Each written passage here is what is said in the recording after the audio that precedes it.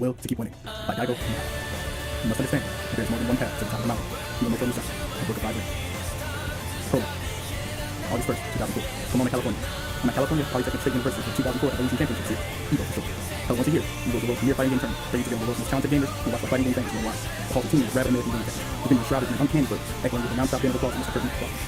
Cheers and screams resound from completion each round. I'm vying for the title, World Champion, Street Fighter 3 third strike, won 9 games in that year's tournament. Having advanced to the semifinals, and the appointment for the America's best. Just one. We are about to engage in what will prove to be the de facto championship battle, since immortalized as EVO moment number 37 for the Geico Cup. The moment comes in the third round of the first game. Justin Nevada and I are both taking one round apiece. I'm playing thin, and Justice Chun-Li has me trapped in the corner. He has beaten my life each down to a single remaining block. If he lands any attack, even if he forces me to block a special move, it will be a KO. The American champion takes his shot and goes in for the kill, unleashing Chun-Li's Kyokushin super art, and chipping away at my health as I guard. A solitary voice yelling, "Let's go, Justin!" carries over the crowd, reflecting everyone's assurance of a Chun-Li victory. Still, even with my back against the wall, I remain unfazed. I use parry, a special way of blocking opponents' attacks and special moves without taking any chip damage, to individually deflect all 16 of Chun-Li's kicks, even pulling off a jumping parry for the final high kick in her combo. I link the last parry into a jumping kick, followed by a sweep, then Shoryuken. By the time I finish with Ken's own super art, Shikujin Rakyaku, culminating in a Chun-Li KO, the whole hall is on its feet, applauding and cheering at the unconceivable turn of events. A stunned announcer sums it up well. Unbelievable. I remember feeling the pressure as I watched my life gauge dwindle, thinking this might be the end. But when he had me in that corner, I entered into a zen-like focus, prepared to do whatever it took. I couldn't even get the surrounding cheers, going into a crescendo as I successfully parried each of the combo. Only the sounds of the game on clear. I could sense that Justin was eager to end the match. I figured that he expected to win by pulling out his big move, the Kyokushin. But I knew that if, just if, I could pull off a full parry, I could catch him off guard. So I lied in wait, and sure enough, I took the bait. My hand moves moved as if it was possessed. When I came back to myself, Chun-Li was down. It wasn't until that the screams from the crowd finally reached my ears. The match made a big wave online as well, reaching more than 20 million views worldwide. And so, the name Geico became known across the world. You may be wondering how I got here. Unlike many world-class competitors and other competitive ventures, I never set out to be world's best. I became world champion while still only 17 years old, out of a personal sense of urgency. Games provided a self-confidence I lacked to help me control my emotions. Still, there are a few underlying reasons for how I made this far. In this course, I'll share with you how I became the world's best, how to put in the effort needed to win competitions, and what I've learned about making it to the top and staying there. While esports might seem to be a niche form of competition, they share many common themes with other activities. Interacting and competing with others, clear win-loss results. The playing effort needed to excel. These all translate well to issues you confront every day. Competitive gaming won't teach you all life skills you need, but I've learned my own way to pursue success as something immense. Above all else, the main point I want to make is I just don't want to win, I want to keep winning, to stay on top of my game. While seemingly similar, I want to show you that these are highly different goals, to the point where they can be at odds with one another. Some may consider winning as the end goal, but producing results, continuing to produce results are fundamentally different in nature. In the end, I want to show you that if you're fixated on winning, you'll be incapable of doing so consistently. Of course, simple as that, there's no reason to write an entire book about it in the first place. In reality, continued success is exceedingly rare. You might be confident in your ability to win something if you apply yourself, but how long can you keep it up? I've been one of the top fighting gamers for quite a while now. We're not talking about getting on a roll and winning 100, even 200 times, but rather long-term, sustained success. Not that I've ever lost or made mistakes, not that I've never lost or made mistakes. I've experienced utter defeat in periods where I couldn't produce results at all. I've never deluded myself into thinking that I mastered games, or that I'm some kind of prodigy. So am I confident in my ability to keep winning? Oh yes. Chapter 1. The road to the world champion. Inoculated child. Since second grade, we moved from Aomori down to Tokyo. I was always sensitive about being in school. When the classmates were a big standoff, when they did talk to me, for some reason, I never felt like they were too opened up. So I was left wondering what everyone really thought about me. It was like they were facing visible walls behind me, buried and kept me alone in the crowd. We were people around me every day, but I don't think I had anything in school. My sense of isolation kept me never bonding with anyone. I felt like there was something different about me. When I woke up in the morning from school, after returning home, I always felt attacked. I was always irritated with something. My childhood was different. My sister, 7 years older than me, was born in Tokyo. She was 4 years Aomori, where I was born 3 years later. The move was closer to my mother's family, but that wasn't why we left. Until recently, I was under the impression that relocation had something to do with my parents' work. That wasn't the case either. It was because of an impromptu phone call from my unpredictable father who was on vacation. We're moving here, she said. So we did. So they went. They took a trip up to Aomori, and it was a change. She ignored my mother's hometown and decided that we could live there, but to see what it was like. But both my parents had jobs in Tokyo. This was just self-employed. My father was in hospital administration. My mother was a nurse. So I guess they were confident about finding jobs where they went. Still, it was a bold, not reckless decision. 10 years later, Dad decided it was time to move back to us. Apparently, because he seen enough for Aomori. For me, it was a shock. I can laugh about it now, but at the time I was upset. I didn't understand why I had to be a bleeding heart doctor someplace I didn't know. I'm sure my sister was in high school at the time. Much stuff. My parents told us that my father's mother was living alone and being lonely. And I need to move back to the Japanese. That's how we keep moving alone. There's no concern about having to leave on my own. So we lived in Aomori because my father wanted to. We returned to Tokyo the same reason. At now I realize why I did my own personal things. I'm living regarding how one is supposed to live their life. Never known swing in how to house. My parents never once sat me down and teach me about life lessons. And they forced me down into the path in life. They did tell me to think about self-growth. And usually if you think I shouldn't do otherwise, if we make money live, that's all good. So I don't have to be called this into what's normal, it's not. But I do know, however, that if I can raise my normal parents in a normal household, I'm going to take my path to path. I wouldn't be known today for best fighting game player in the world. My sister's influence rubbed off. I originally got to be with him because my big sister. She was so much older than me, she was my idol and knew everything she did. When she started playing games on Nintendo Entertainment System, the original 8-bit system, and she called Nintendo. I was the new guy. The story of my introduction to video games is all too familiar. I started when I was 5 with Super Mario. From the moment I first hit that start button, it was an imaginary memory. And I was playing video games on each channel traffic time, and I never wanted to stop. I was lost in another reality. Of course, my parents didn't let me play as much as I wanted, and naturally made me want to play remote. Luckily, it both worked, so they couldn't be a partner with some others. When playing games with friends, my mother was often yelling, go do something else. So sometimes I made strict about the game time, and she knew I was home. A few hours between getting home from school and my parents coming home was my time. They would get back from work at 6 or 7 o'clock at the earliest. So every day I rushed home from school, turned on Nintendo, and immersed myself in the bathroom with work. I never heard my mom come home, or heard her turn off the power when I breathed, as if I hadn't been playing at all. She saw that breathing for us. Every day she would feel the floor, find it red hot, and call me out for playing too much. I turned because I considered it 60 times for 2 minutes. Still, never told me to stop playing games altogether. It was always trying to play so much. It might sound like a smarter thinker, but it was good. And me, I thought. When we first moved back to Tokyo, one of the reasons I felt so isolated was my already had. I sometimes had trouble communicating with different people, and never could choose my life. Luckily, never developed these full-blown blues. I was big and strong as my age. No one tried to physically compete. It's more like like everyone giving me the full story. Like, the sensitive about me was going to see him for himself. Hey, I wish they would go ahead and pick a fight so I could sell them. But I was never quite sure who was against me. It wasn't pressure. It was intense. I took the chance to set most of myself. I don't remember. My parents said at one point I told them I wanted to stop going to school, supposedly because of the point. They were understandably concerned. I was always highly competitive, and I tried to complain. But since I wasn't coming home with bruises or broken school stuff, it didn't do anything. Everything changed the day the class fully tried to pick a fight. I had funny in tears by then. The reaction of the other boys was physical. My strength and their respect. What's more, I could run faster than the other ones, never once lost an arm wrestle. Things like that are a big deal in that day. The team stopped, and I even started gathering the followers. Before I knew it, I was in the class boss. With my parents off of work, my newfound followers always wanted to come to my house to play after school. Most of the time, 35 or 6 kids, 2 times to 10 hours. Everyone wanted to go outside to play, but they stuck around and I insisted on staying inside and play video games. Every now and then someone would complain about having to play video games with me, but I never had to tell them more than once that it was my house and I was talking shots. To be fair, we eventually go outside because I knew that's what they always wanted. We're home like that until we entered junior high. Blessings from my father. Early on in life, probably around second grade or so, I felt like something was missing. That I needed to go do something more. We were goals so that I could achieve something great. Not that I had any idea what that goal should be. I could run fast. I had no interest in sports. I was never particularly interested in moving on subject in school. But in senior, or at least long, fighting my ears, just to felt crisis. In my mind, I didn't find something soon. I just go over and over in my house and doing nothing. I was such a big deal to find my niche from my father. He always told me that if anything I truly wanted to do was important. He encouraged me to find something important and I went to. Only problem was, he never told me to set something to do. I was at a loss. After all, I was a kid with no understanding of how the world works, so I can decide for myself. I had no idea what my future self was like going. I knew I wanted to do something, and I was confident I could pull myself to it without consent, only to find that something was. The only thing that I was asking about was safety.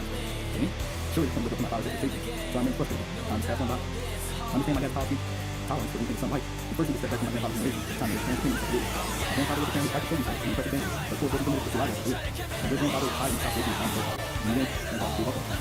So my father went to go time to travel, he was a student, but the student passed his life. My grandfather told me to put something down from the front door, just to repeat it, and that did it all up and did it. So my father and my grandfather fight, and nothing good, no connection to him, so he concealed it, but he got never complained about what his son wanted to do. It seems like the more time changed, the less the chance of his parents understanding his interest. I was never got my kids to do something I didn't want to do. At least, that's how things went my family, until my dad decided. So I had no clue how something like video games was so familiar. My father never once told me to stop playing. Then, working with the video games that he came out and put the same pain that he and his father was getting. He never stopped wondering how things might find out if he was really right, and they only burdened his son, so never. Even so, he was physically good. Never outright told me to quit playing games and spend more time studying games, but he would take a more thoughtful approach, because he would obviously emphasize his mind. I'm sure you can quit. His perspective must have seemed old for such a great comment that only played video games. When my father told it, my sister was always so abused and losing weight, and wasn't until they were using the game that I was able to do. Here I was still searching for something to do myself, and able to find me playing video games for my interest. I didn't really have to go to my friends, games all I had, giving them up. I feel like giving up on life. It's painful. I question myself on being basic when having games. The only time I found solace was when I do something fighting games. Doing my art, sacrificing my time and my health to pursue the win. Memorizing the end. I learned consistency from my sister, and I'm really mad at my sister took to studying like a fish for life, so she always posted to school. So very good. I was in elementary school. I always hear about how good it is to be in college. I always assumed that I was good at school in school. Anything the day, and they smack me down and you realize my only laughing. The day I tried memorizing the end, the Japanese constitution. We always had the homework over summer vacation. That year, from time to memorizing the end. Now, I hate studying. I wasn't too bad on the vacation. That probably helped about that. But for whatever reason, my parents decided to take in and memorize the book. For better or worse, I took a pick up the copy and told me. None of it was real, so the final thing in the moment, turning my life from there on out. I don't got any of it. The book is Japanese constitution behind Japanese book. I'm reading the 100 words. So I could only pass the probably one month of graduation. And we returned to vacation and one of the students and I had to memorize the whole thing. My sister and I was speaking to really just sometime. What's up, lost the way? She's another. Dad always told me that I had to do the games for hard work. Ever, always contact the book. Never once questioned the words. And my sister was good. I remember asking about something like that was possible. She was typically questioning because she was anything. Well, I could get on. Anyway, when I was here, I took it once, but I knew there was no way to anyway. I started running over the country no matter the time. So, I believe my father was right. That could come through. From this experience, I learned to take in, studying, everything. Took my life to it. No matter how hard I tried, I can't fight for my last one. Even if it wasn't pretty, I was persistent, and I could take down with my sister. And the only way for me to win was to actually work hard work. It was my best that I could overwhelm the two sides. This was the essence that I got from my father's teaching. No matter what the conflict, I keep playing until I win. Even if it's just after everything else. I keep doing this. In school playground, you'll see the things you mentioned about moments. I usually go for a minute. So in school, conflict, I see the first moment. I'll be the last one to come up there. I might have anything to mention about my grip. You'll probably 4 or 5 others to one thing. Then I will lose it. I have more in my head every time I think about time to people like my sister. Me, I was looking against it. That would have gotten me. I felt things the same further. It might come naturally some girls, but along the way, one was left to me, and that's not the truth. Let me get all over. My friend's situation changed when I reached really high. Up until that point, the other kids played with me more out of fear than because they actually liked me. Their faces betrayed the true feelings every now and then. I came to realize further teaching information into those friends. The fact that I had problems empathizing with other things definitely helped me. As an example, all the kids doing sports started out dreaming about becoming so baseball. To be honest, I was something envious when having fans over the zone. But in 1992, the day was just playing pro soccer. All the kids that went around with Japanese love now practicing the rhythm talking about becoming the next baseball. Then did it. We all played baseball for 5 to 6 years while I was in school. I'm not going to sorry, now you're on soccer team? What happened to baseball? Suppose that's a nuclear fact. That's never been known. Not that I played soccer, didn't at all. If I followed suit and came in my 2 other fighting moves, because something was popular at the time, I might have fun with it for a while, I knew I was ready to won. It wasn't even enough. Not that I was desperate to the confidence in the game. All people knew that I could play games my whole life. I thought maybe there was something wrong with me liking games so much. I knew for the game, I was lonely and miserable. Felt shame. Like everyone was laughing at me. Today, I have the confidence to wish anyone well with one power of passion, be it baseball, soccer, or whatever. But back then, I wasn't confident enough to do the same for myself. It was about time that I started to feel that fake friendships just weren't working. I believe I maintain to this day. I'm happier that way now. If I'm being honest, living life as a lone game was on me up and painful experience. Blockade. Feeling increasingly isolated, around the end of my first year in junior high, I started taking the train alone to go to the arcade. None of my schoolmates were willing to go out that far. Most of the sports teams and school clubs, so we started hanging out with different crowds and we gradually drifted apart. In elementary school, my side protected me from bullying, but the kids who stuck with sports got bigger and stronger. By the final year of junior high, the tables were turned in terms of physical strength. And then on, into basically my life. While I didn't fit in at school, I felt completely at home with the arcade crowd. They didn't care what sports I liked or what I watched on TV, what music I listened to. We were there for our games. Common bond kept everything real. We came to the arcade to escape reality. There were plenty of stories from people with one time or another. Problems at home, conflict with someone close to them. Some didn't get along with their fathers or being bullied in school. Very few came from happy families like I did. Unlike at school, where I couldn't trust everyone, friendships felt superficial. I made lifelong friends with out there. But the one I secretly the most, there was a guy about 5 years older than me, a particular stood out. Even met some music types of regular. He had staring teeth, hair, years old, grown, struck him with people barely without sleep. Most people didn't know him because he looked one good because they were one day. Came over and talked to him, and I realized that he was actually really interested in that. We quickly became friends, started hanging out. One day, playing arcade in conference, I missed the last train home from him, especially that was his sister. Maybe nearby, he came by and went to fight. He stuck around for a while. I figured out what to do. Secretly, I called my dad to tell him, and I missed the train. Dad was good. God was still out in arcade past the end. I went to hang out in an all-night restaurant, took the train started running again, but he insisted I get home. Right now, I had no money for taxi. I was supposed to get back. Trucking guy rolled up beside me and beat the whole bicycle, punched his leg back in the back and in the way. And my patient for 30 minutes by train, wasn't paid. Never been very well managed. If I make a month left, my stomach was angry, snotty, I was on time. And all right, when rolling fire in the future, my head hurt, took the next 3 hours. The sun was getting more by the time we arrived in the house. When finally got there, he was not goodbye, like that. I lost my whole room to the dark house. With a first, took the rest of the after that, no matter what he said, how I lived, we were 15. We were 15 years old. Not going to think my food, but I spent time with the I paid for my life. Left out again. By the final year of junior high, everyone knew I was playing games and I was taking turns to do arcade. I never once played any seats, but I knew I was too good for doing fun. First few teachers in school that I hung out with, I knew one of the sports brothers, his really passed on getting around because he was really out. Anything high school thinks to him, so I failed to do anything. Last year of junior high, many people started playing sports and others who I couldn't go fancy. They spent hours in the big bed. What's my future mission? Not enough for stuff. Someone took a slip, someone took a person. Man, I'll take it from you. Really dumb. I can't make people do I knew I was being rapid, but it was a minute of doing it. I couldn't put back the button, I had a lot of emotions. So over the period, I was my group moved off on studying. When we got to settle, I was once again like one, but no doubt. I wasn't going to waste even 1 minute of my time doing things that thing. At some sports and girls that take me interested, I would have put the same energy and passion. No, even more. I think that's the other thing sports study. Moving less, I just see some stuff. And security smoke on tremendous momentum. Still, experience left me with my weakness by pulling myself from games I never quite fit compete. Teachers never got the time that I need to study, that's my sports, but I couldn't. I think people are changing because I'm going to. I want to be in a situation in the first place. Some say, so to find some strength for the only thing I value. I was going to work so hard, anyone seemed like I wasn't as my effort. I didn't. You know, that person I turned out to be. So you should have taken me. I never had a very good self-image. There were plenty of times when I was alone that worried about myself, about my passion to keep the same, doubt myself. I was doing the right thing. I was too much, always arguing back and forth with myself. Stubbornness, I was too good. I was too good. Looking back, I can admit that since sports, learning from games, no one better than the others. It is different. Because I can be higher, big source of insecurity. Behind all false bravado, with the big confidence that I told you, correctly. I'm young people don't say, go ahead and put it there. I can stronger and stronger every day. I can unbelievable amount of time grinding through my practice. My competition takes 10 hours, I take 30. Take 100 hours, I do 200. If my playing time increases, I own my strategy and my ability to do my game play. Even if I'm playing right now, I'm grappling with my sleeping and guilty. Even so, I've never once had any impression that I had a gift for him. I'm pretty sure learning. That's the most opportunity that can bring whether it's in school. The opportunity to resolve, all back and hard work. I first started being serious about video games around the age of 10. Taking me in. Taking a while to learn the ropes. Every day, I got a little bit better. By the time I was 12, I won some, and lose some. Eventually, I took a step into the strongest players of the arcade. At 13, I was the PPUs and the crowd I love arcade. Everyone got season, we were popular. At 14, I was not. This one title with a new release of series on the ground. That's all the truth.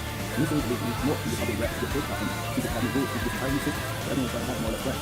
Series and all the previous series help to some extent. They're still learning new rules to that. And as long as the team is left and learning new, so without putting in the hard work, that's the champion. And this is stuff. It's one of the rough things about the game yet. Help them to track. This is the first team, and I will become Japanese champion. And the more college and all the other players out there, being the best, and I'll be out there. And I'll change the trophy. And excitement whatsoever.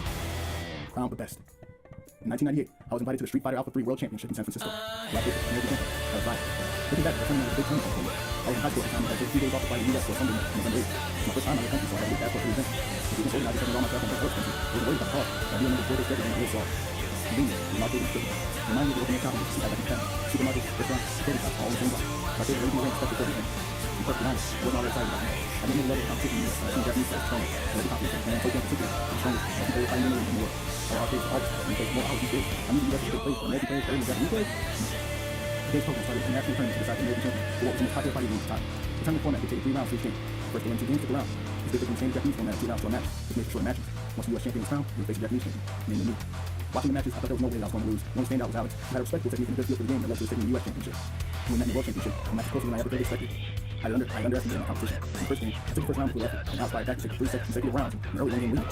Not only did I give up the lead, I was getting trashed and hot-sided decisive losses, and I was fake. In the second game, Alex was bolting my lead and took the first 2 rounds. Just like that, I was near round away from going home losing. I took a deep breath to regroup. I felt the pressure melt away and the sense of tightness I regained my focus. Things were getting interesting.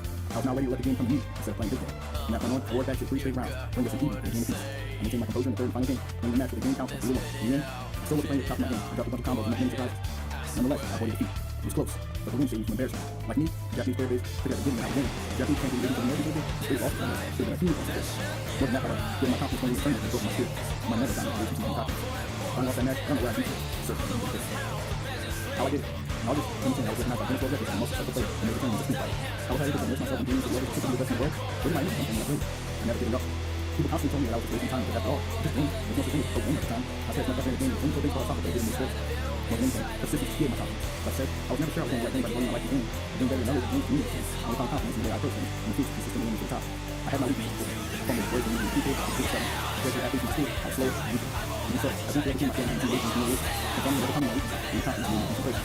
Someone was only trying to play the world fighting game. I think it's connected to the real world, and I'm going to get the people and defend my confidence in my own hard work and my personal life. I'm ready to my willing to take up a challenge and something I want to work harder. I just not need to better and ability to have that patience. Because I should have attitude that I can be happy with myself. And that challenge me years ago and never really in life. As someone like me, a huge dream from my childhood, the world challenge virtues and values. My power myself, I was putting in the level of effort that I can take pride. This is what sets me apart. And it's about. There's always allowed me to put myself entirely in the game. To me, this is a really cool chapter, I think, because I guess when you see somebody like Belial playing time, just assuming that he was just turning out talent. He just plays really like instinctively, and he's such a move that you don't expect him to be somebody who considers himself naturally gifted like he's born with it. It's very clear that this thing comes back to him, that hard work comes to everything.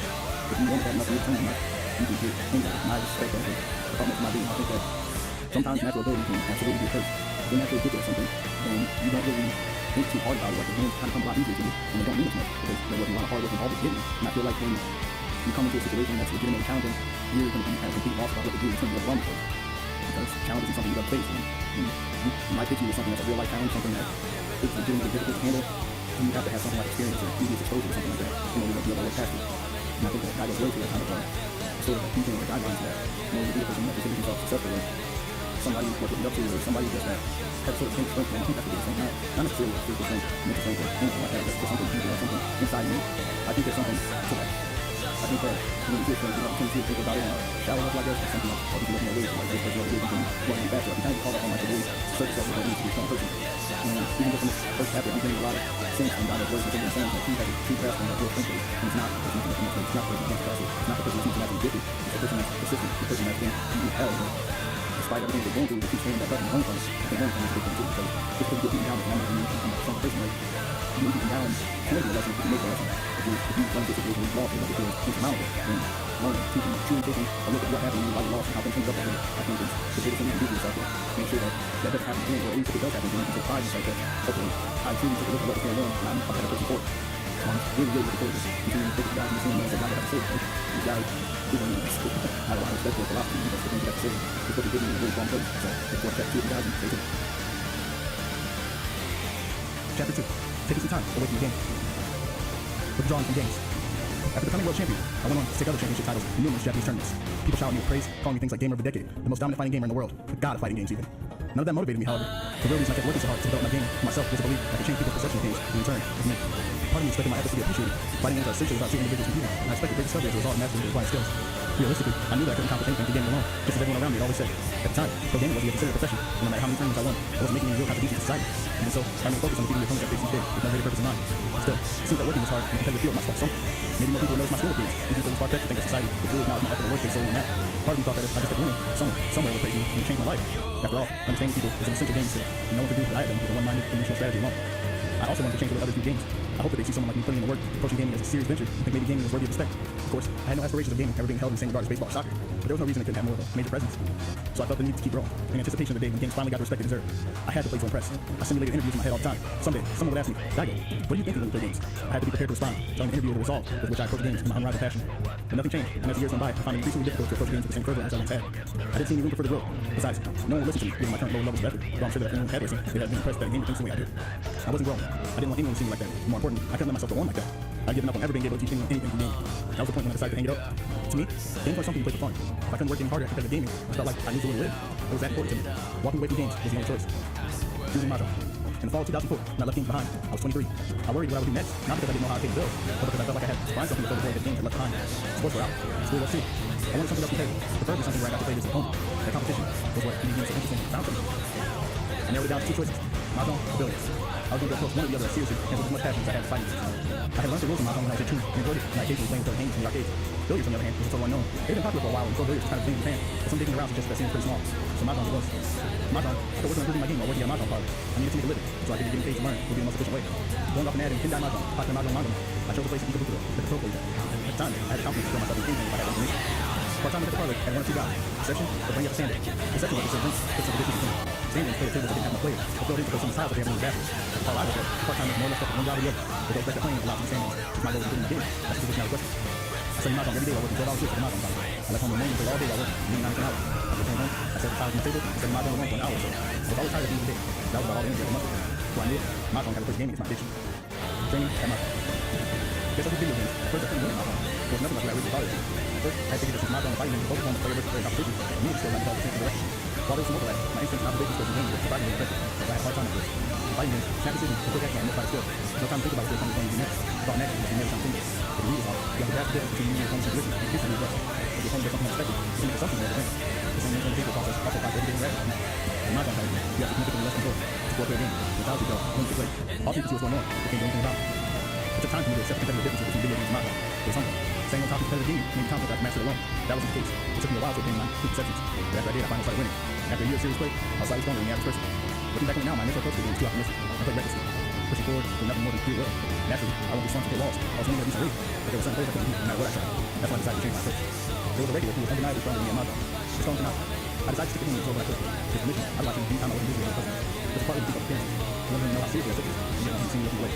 His name was watching tonight. Played for up to 10 hours straight for us. My vision blurred, my shoulders and legs got stiff. Most of my fellow part-timers were trying to work at what I could for 10 minutes. I'm running myself away from the game. I didn't know. Clearly, these guys were playing out over the ones. Yes, I figured my coworkers were really trying to watch, but they weren't serious about the game. Going back to work was easy. Stuff with it because I wanted to earn some respect from my head talent. I didn't care what the other players thought of me, but I did care what people. This approval was confidence in me passion, so I worked for it. The approval of my parents' friends was important, my personal life. But they only knew those people who came by here by the players. Not by the people. After 2 months of this, I reached the point where I could not the playing style. I wasn't going to do any better level. You see me copying the style for another half year. Still, no results. I could play like Sinatra, but I couldn't win like that. So I knew it. It was 2 years since I started playing. I began thinking maybe I was supposed to cut out Mahjong. I was going to parlor 12 hours a day living and eating only Mahjong, but I couldn't produce myself out of 2 years and outside myself a long time, but I concentrated effort out making that seem like never ending task with no one in sight. I was starting to feel like this might be the end, so I decided I had one last push in. I put it down to the middle man, and I didn't do it. I quit. Mastering Mahjong. Essentially, it was my last chance. I applied myself, put things in a different perspective. Suddenly, I started getting players I couldn't beat before. I even got to the point where I could best knock myself. I didn't let it show, and my first one was simple, muscle memory. Everything started coming together. I come up with a routine to play that will pilot itself.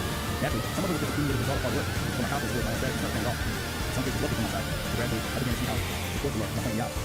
From that point on, I rarely lost. Not to brag, but I had the opportunity to play a few pro Mahjong players and never felt they were insurmountably better than me. By no means have I played with all the pros and figured out everything there is to know about the game, but I'd say I probably climbed to at least within sight of the top echelon. In the 3 years since starting Mahjong, I'd held and sown my field, watching crop their fruit, and finally reached the hard system. I felt like I could hear the winning side from here on out. Every parlor I played at, people used to practice someone age so good. Parlor home and open community. I always take it to watching Mahjong. I was for sure among the top 5 players in the scene. Despite having played with smooth pros. I didn't take that at face value, but at least figured that I could do it. I learned to trust my own theories and play with confidence. When I first started out, I second-guessed myself by making risky plays. But I since learned the reason to do certain was played right and why. When I took risks, it was because the risk moves was right. I now had the confidence to make those plays, knowing that risk is a part of the game. Feeling more comfortable with my play style, I became more certain of my concentration over completion. In Mahjong, the aggression beat the win. Lucky part of the game, the true strong player plays between the overseer and you get reckless following your instincts. Most importantly, such players know exactly when to hold off and when to strike. Only those who feel comfortable throwing with feet figure out how to pull out wins. I still get comments on how strong I am when I go to Mahjong parties. I discard my tiles decisively and faster than anyone, and that alone appears to have an impact. Not that I do it on purpose, it's just how I've always played. It must come natural to my gamer instincts. Earning respect. It felt better to have my skill at Mahjong acknowledged by Tanaka than it did to reach top levels in the game. Tanaka was a true master, far stronger than the average pro. Still, while I never understood why, he was often reluctant to play. As a result, his play never got any better or worse. The way he tells you, it's like a progression that killed his ambition for improvement. He encouraged me to play though, sensing that I really liked the game. He often told me things like that he never tried to show off his strengths. Even so, his play was the real deal. And I was trying to copy his style, there were times when I nearly gave up because I just simply couldn't lose. And all forms of competition, fighting games included, he was the first and the last to make me feel it. One day, we went out drinking, he casually praised my play, saying that he'd been watching my progress. We weren't much in the beginning, he said, which really showed what a game world champion is made of. I was ecstatic, filled with this indescribable sense of accomplishment. Finally felt like I made it in Mahjong. Thanks to Mahjong, my confidence ballooned. My fighting game skills may not have translated well, but my approach was no holds barred effort. Today I've been going since I was young, knowing that was a huge leap forward for me. What I learned. I reached top level Mahjong in 3 years by battling with top players. Watching Tanaka game after game was a series of practices. I was watching my answers against his to see where I crossed the ring and evaluating my choices each round. This gave me the time to seriously look at it. Sometimes Tanaka would play as I expect, another time he showed me options I hadn't considered. I asked questions like the reason intention, doing my best to guess and confirm if I was following along. Over the course of shadowing better players, I'm passionate to beat to your own. It isn't until you finally approach a level that you start adding your own flavor. Keeping up with Tanaka took everything I had. There was no room for my own touch. It wasn't until half a year later when I could start adapting my own playstyle and start winning. Once you reach a certain level, you won't trip perfectly shadowing alone. The player you're shadowing will see right through all your thoughts and moves. If you want to master something, Start by fully studying the basics for at least 2 or 3 years. Learn the theory behind how the reason will remove, gradually lead.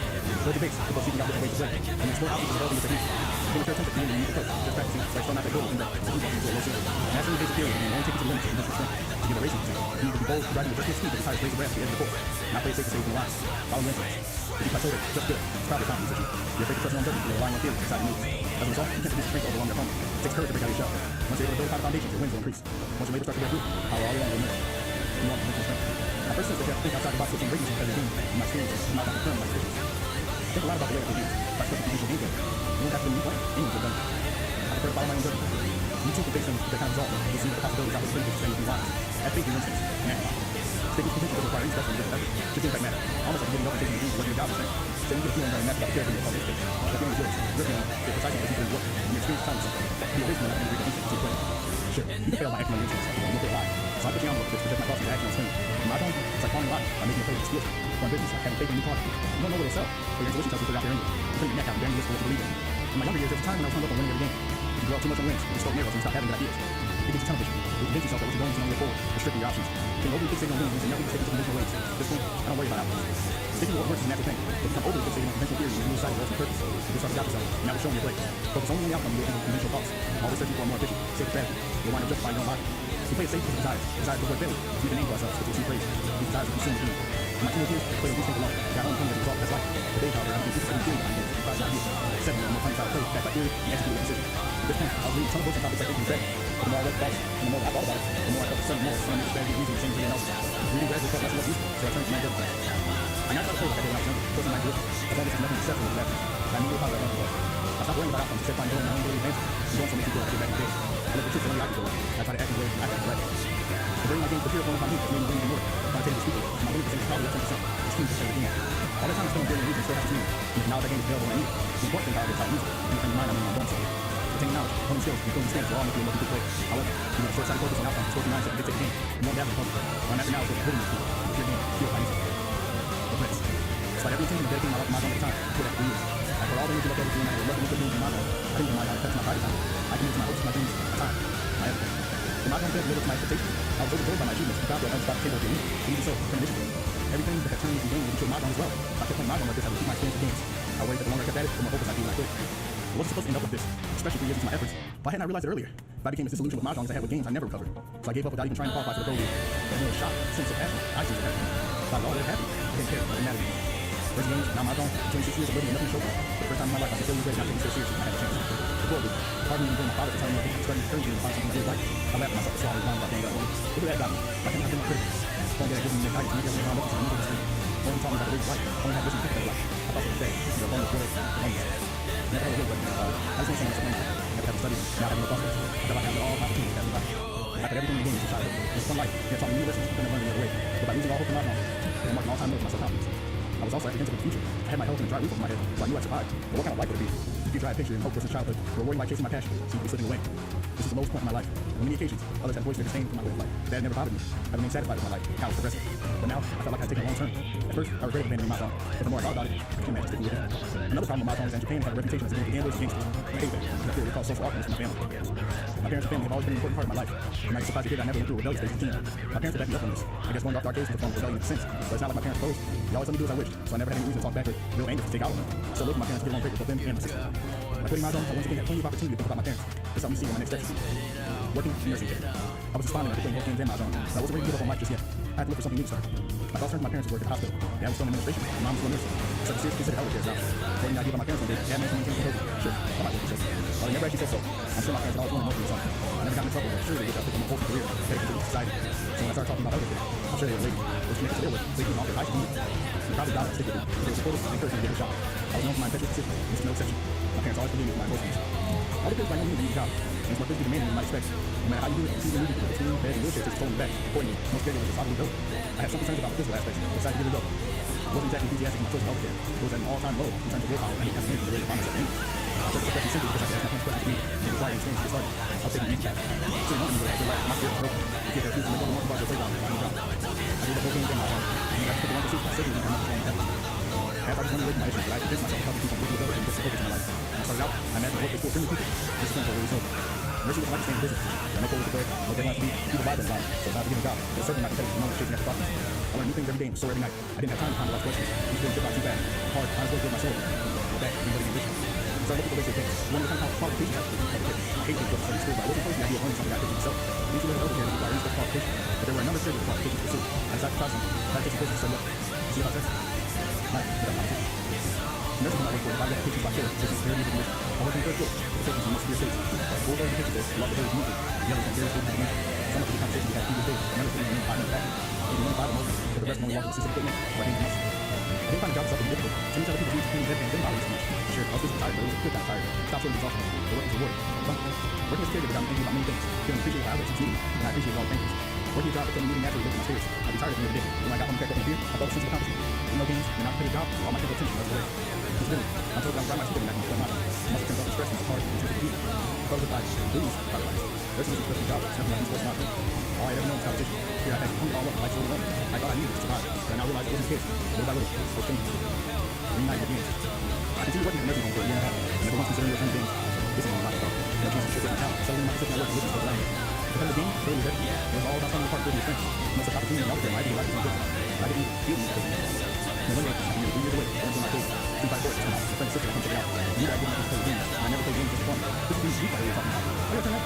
First, I wasn't interested. We were using like that. Several coincidences from that beginning. The biggest is 2 by 4. The first time we released the series in almost 9 years. At the time, I just myself in games for ball for 5 years. You can't worry about the time instead. It was 2 by 4 taking survival.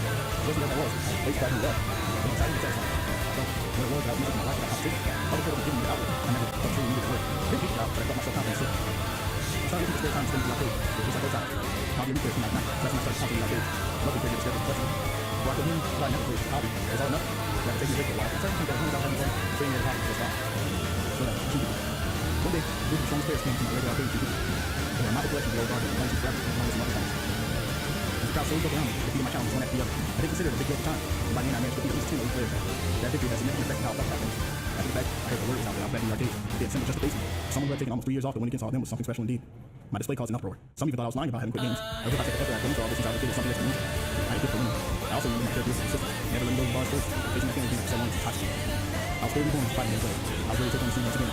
Maybe I was doing no training. I know how to attack. I had to rediscover myself. I set out for a fresh start with games. I played between shifts at the nursing home, shopping people at the arcades, using playing with friends and shit. I felt like that was enough for me to enjoy my life. I'm sure at the time it had been just a little early. I wouldn't be focusing. I wasn't a miracle with this and games remained inextricably linked with all the games. And now I was back in the competitive stage in 2009, the year after Japanese released 2 by 4. Capcom held a Japanese national tournament, and I entered for the first time in a while. Everyone was excited to hear my was back. The magazine Arcadia made a feature on me. Even making the bonus reviews and following the story of my comeback, I was honored that they go through such production for me. Not many keyed into how I changed. Those I've been close to since before, I noticed. I'm sure my attitude, speech, and demeanor, all it's softened. I didn't exactly make a big splash in my comeback at the Japanese SF4 National Tournament, but I made enough of a wave to store an invite to a special exhibition match at the GameStop Street Fighter 4 U.S. National Tournament Finals in San Francisco in April 2009. I've won several American tournaments in the past. I've been involved in 2 well-known matches, so they must have heard word of my comeback and I capitalized. In the U.S. too, I got plenty of questions about why I left gaming. Some thought I must have got married or something. Some even said they must have died. I never had such imaginations. Apparently, the real answer, that I just quit. It seemed possible. In any case, the exhibition match is what led to my becoming a professional fighting game player. This chapter had so many interesting discussions that I barely know where to start. Daigo's talked about kind of losing his passion and feeling lost. I can really relate to that. I know that there have absolutely been times, especially a couple of years ago, where I kind of started my job and it was a full-time gig. I'm still in the job actually.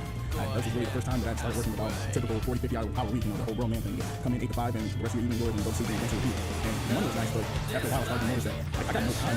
Everything I've been going to get this job and it was slowly starting to weigh me down.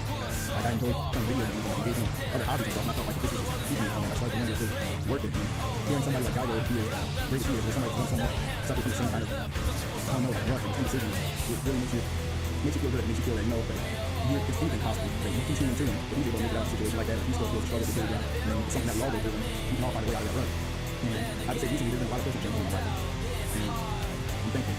It's been hard. I got a lot more responsibility than I've had in my entire life. Sometimes it's difficult because like, it's working, and now I'm having a family, and people come home to girlfriend and kids, that kind of stuff. It's a lot different than anything I imagine myself. I usually expect myself to be like 40-year-old man, living in one apartment, 50%. That's not the life that's still for me. I'm kind of going with the flow. I don't have as much time to start doing things like that. But honestly, I think I'm doing slow to appreciate it a lot more too. Because when I had too much time for it, I was wasting time and actually doing something much better. Now after having so much time dedicated to stuff like school, full-time job, family, it's a different hobby music because it made me put things into perspective and realize that I got a lot to be appreciative of. I think it's something else and I never know what to expect. So definitely, I appreciate you guys sticking around when you're seeing the chapter and still got more from you. I'll see you next. Love you guys. Chapter 3. Why I love fighting games. Going pro. About a year and a half since returning to gaming, while still working as a caregiver, I was approached by Madcast, the US manufacturer of gaming accessories, and signed with them for professional sponsorship in April 2010.